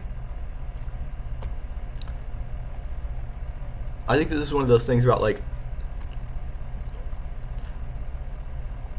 look at how much time has passed where they're just not doing anything. And they have only kept the same amount of space. Like, they've just kept this one area. And it's like, you need to push out and force some, like, space to be created. Because, like, if you're down points and you need to win a team fight, you have to make space. And you have to create some sort of opportunity to win a fight where they have to come into you, which is a lot harder than it sounds, obviously, you know, fucking in here with the clicker, but... Because we know we have the point lead. They are really good at this game. But it's like they just don't have space. They haven't moved forwards they haven't been able to exert forward control. If you can't, like, you can obviously come through this direction if you need to, and try to exert some forward control. Like I was saying, you can go around this side. Like, you have a lot of flanks in terms of where this fight is taking place. Comparatively to, like, a Wild Rift Dragon Pit, there's really, like, so, like, in Wild Rift or League, you have Pit here, you have 1, 2, and then you're going to have blue side jungle, which looks sort of like this, which is your third angle of approach. And I probably should, let's redo this. You have 1, you have 2, and then you have 3. And these are really the 3 ways to get in, mainly from river, and you can do this by either going into lane or, like, coming around from the backside of pit. And again, you have, like, 1 entrance from blue side jungle, and it's like you just can't do the same thing in this game where you have a lot more space. Like, you have 1 entrance here, you have, like, 1 entrance here, you have, like, a big space entrance here, and you have 1 entrance here. So you have, like, I'd say 4 entrances into the pit. Although these two are relatively similar, and, like, could be condensed, I think there's just more room to get into pit and make space, and I just don't like that they haven't done that, and I think that's a big issue. Team, level 12 aggro cause of fight's very good for a defender. So yeah, they feel like they're forced to flip, and that is when I just fuck them on the engage. Overlord gets on the back line, just a great engage too. And, like, yeah, they were just fucked. We just played passive, let them have to walk in, which they have to walk in because we have the point lead. We have Hoopa, so I didn't really explain the Hoopa part. So we can cover the caps, right? And then we can just Hoopa unite. Yeah, Hoopa Unite is really fun and balanced because you can just have 2 people over here and just boop, they're suddenly here. So that's why the position of covering the caps is actually very good. And when Overlord is kind of where he was kind of like in our jungle, you might think, oh, he's not covering the cap, but he really is because Zorik can dash really far, right? So if they try to cap you Zorik that just spot, so knowing like what your characters can do or not is very good. We played around the strengths of Hoopa here, and now there's just one that we're just gonna finish our cause. There's nothing they can do. The blastoise can't even get in. So yeah, that game, this is good zoning by the Inteleon. I would have probably preferred to have seen Tree do it, but or like Buzzwole do it. But it's fair that Inteleon goes to do it because, I mean, ADCs are, you know, able to move a little bit further in this game, and he can just kind of walk up and auto him a bunch. So that game, just the whole game was a little sus for us, but the Rayquaza fight was actually executed perfectly. The Rayquaza fight wasn't even close. So if I were them, what I would have done is I would have just honestly like hard like 3-man force the top pad. And if you catch the Buzzwole out and he dies, that's their way in, because once one person dies, our whole... I mean, what he's saying is also another option, I think. So, again, just sort of drawing it out, but he's basically saying you take 3 force this way, because this top pad is pretty exposed. Try to catch out this Buzzwole, and then if he dies, you can then try to maybe rotate this way, is what I'm expecting. Strategy out the Rayquaza falls apart. So, obviously it's hard to know what to do, but in hindsight, they should just 3-man force top with maybe like the Espeon, Leafeon, and like Eldegoss or something. They can keep their Umbreon Blastoise mid to kind of zone us from ripping the Rayquaza. That's what I would have done if I were them personally. Again, but Hoopa late game, when the Hoopa team has a point lead, late game it's very hard. You can just see it. This they felt like they were forced to run in because honestly they wasted way too much time here. It got to like 120, and we're covering caps, right? We have over a 100 point lead, so even if they score once, it's not gonna matter. We're still gonna win. So they really need the Rayquaza. Again, yeah, this is like. It's very similar, but I think like just analyzing the differences in the 2 games and how the Rayquaza fight was handled is like a really cool like thought process digestion in terms of like what's actually happening in terms of like the late game and how it's being played out, and like why having a bunch of space control matters in terms of like being able to execute forward. I also think that like even then this comp isn't the greatest for holding space. You really only have like 1 that can. Obviously you can just pop Hoopa and you're gonna have free space because of how Hoopa works, but yeah. In this spot, because it shows for them, they don't know the exact points. So obviously if they knew it was only a 5-point difference, it would be a lot less sus for them at like a 105 point. But for them it just shows that we're in a huge lead. So they know they need the Rayquaza. And so, him saying this makes me ask a question, and I imagine I'll get a response in chat. Do people not track points? Or is that just like too hard in terms of like what's going on in the game? Like, is that not viable? Because it sounds like he's saying he doesn't track points. Again, I don't know if somebody else on the team does it, or like if he's just assuming they don't do it. But like, is point tracking not a thing? They wasted way too much time here doing nothing. Again, at this point, I think they should have like at 2 minutes, their game plan should just be to force top with like 3 people, even 4 people, and just take their odds. Like take their odds if we decide to flip it. They should just take their odds. They do it better secure than us. They have Soy Blade and Espeon, so that's how I think they should have played it. But again, they just kind of didn't do much here. Like they tried to focus on a mid, but we have Hoopa resets. They were just trying to poke me up in particular, which is kind of troll. And it gets to like 120, they're like, oh shit, we're running out of time. Like we have to flip their Quaza, and that's just when like they get hard fucked. Just like you can see here, it's not just my 3-man engage. There's the fact that I engage on these people. The blastoise is trying to engage here, and their leafeon's a load, which allows. Yeah, he's just right. We're like, this is not a team fight you want to take. Like, even if the leafeon was over here, it's still dead. I mean, the other issue is, like, you can't just walk in here because it's a choke. And, like, when you do this, you're opening yourself up to just people running at you like that. And you're, yeah, it's, I don't know. Estimation, yeah, that's, okay, that makes sense. Overlord to get a free engage on him. Because I'm stunning the rest of the team. So, leafeon is going to lose the 1v1 to Zoro if it's alone. I just stunned them. Yeah. So the LD tries to ignite, but it's too late because of my stun on the engage. Because I imagine it's like, oh, we know that like approximately it's like 250 to like 300-ish. Like it within like a delta of, so like you're probably like, oh, like they've scored 250, we've scored 300. There's probably like a possible delta of like 30 points either way. Where like they could be at 280, they could be at 220, we could be at 270, we could be at 330. Something like that. It's probably more accurate to say like they have a delta of like 20 and we have a delta of like 10 because it's a lot easier to track our points. Something like that is what I'd imagine. As good if Overlord wasn't in position ready to capitalize on it, but it was really this leafon kill that sealed the deal for us winning, especially because the Eldegoss tried to save him, and that was a big mistake. The Eldegoss should just know, so it's about cutting your losses, right? As soon as I hit this fat engage, they should know, hey, like, their leafeon's fucked, we just gotta back up, maybe kite up to like the top of the pit here. See, he's saying this, I don't agree at all. You have to just hope that like you can get some sort of miracle save on the leafeon to get a team fight, because like this and this is your only damage, and so if either one of these dies, it's over. And so I just don't like, I don't necessarily agree with him. I understand why he's saying like, oh, kite out, try to re-engage, but like I don't think you have enough damage to get like any sort of win if you re-engage, because like Blastoise isn't dealing a ton. Umbreon is like okay damage. Eldegoss isn't Eldegoss is like minuscule, and like Espeon and Leafeon are your 2 main damage dealers, and like if those 2 die and one of them dies, it's kind of over. And Unites, try to fight like a refight after like repositioning, like regaining your composure. Like trying to fight this, trying to blow your Unites when I get such a good engage is so bad. You can see here the Blastoise tries to Unite to finish me off, and I take the Hoopa portal out. So he doesn't even get that good of value out of his Blastoise. So he just got absolutely fucked in this fight. We had to learn this the hard way too, because from what I see, OMO is like used to winning fights, right? Just off like mechanics, especially in this tournament. And we were used to that too. But at the end of the day, when you're facing a really good team, like you have to hold the L in some of the fights and just like kite out and take a refight that is more well favored. See, like this. Hold up, I'm gonna pause because he was speaking on 80 billion miles per hour. We're used to that too, but at the end of the day, when you're facing a really good team, like you have to hold the L in some of the fights and just like kite out and take a refight that is more well favored for you.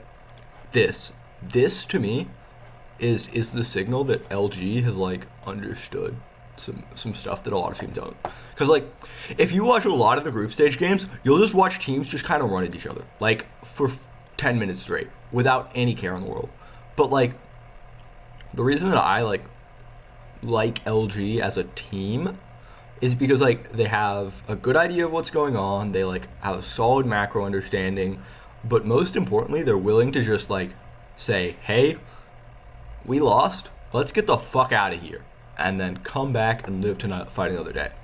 Because the most important thing that you can recognize from a lot of these games is that the more you fight, like if you're down like a level and a half and you're just continuing to fight, as you're continuing to lose, you're gonna keep going down XP. Like you can't trade up.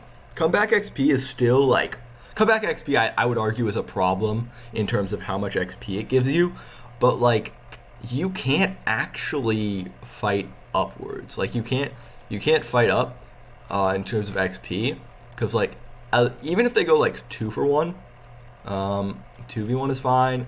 1 for 1 is pad, but like you're never gonna get that. So like even if, at minimum, if they go 2 for 1, it's fine. And it's like, well, you have to realize, hey, we need to cut our losses at like a 1 for 1. Because like if we continue to fight, like even though that support is really, really low and he's super free, it's bait.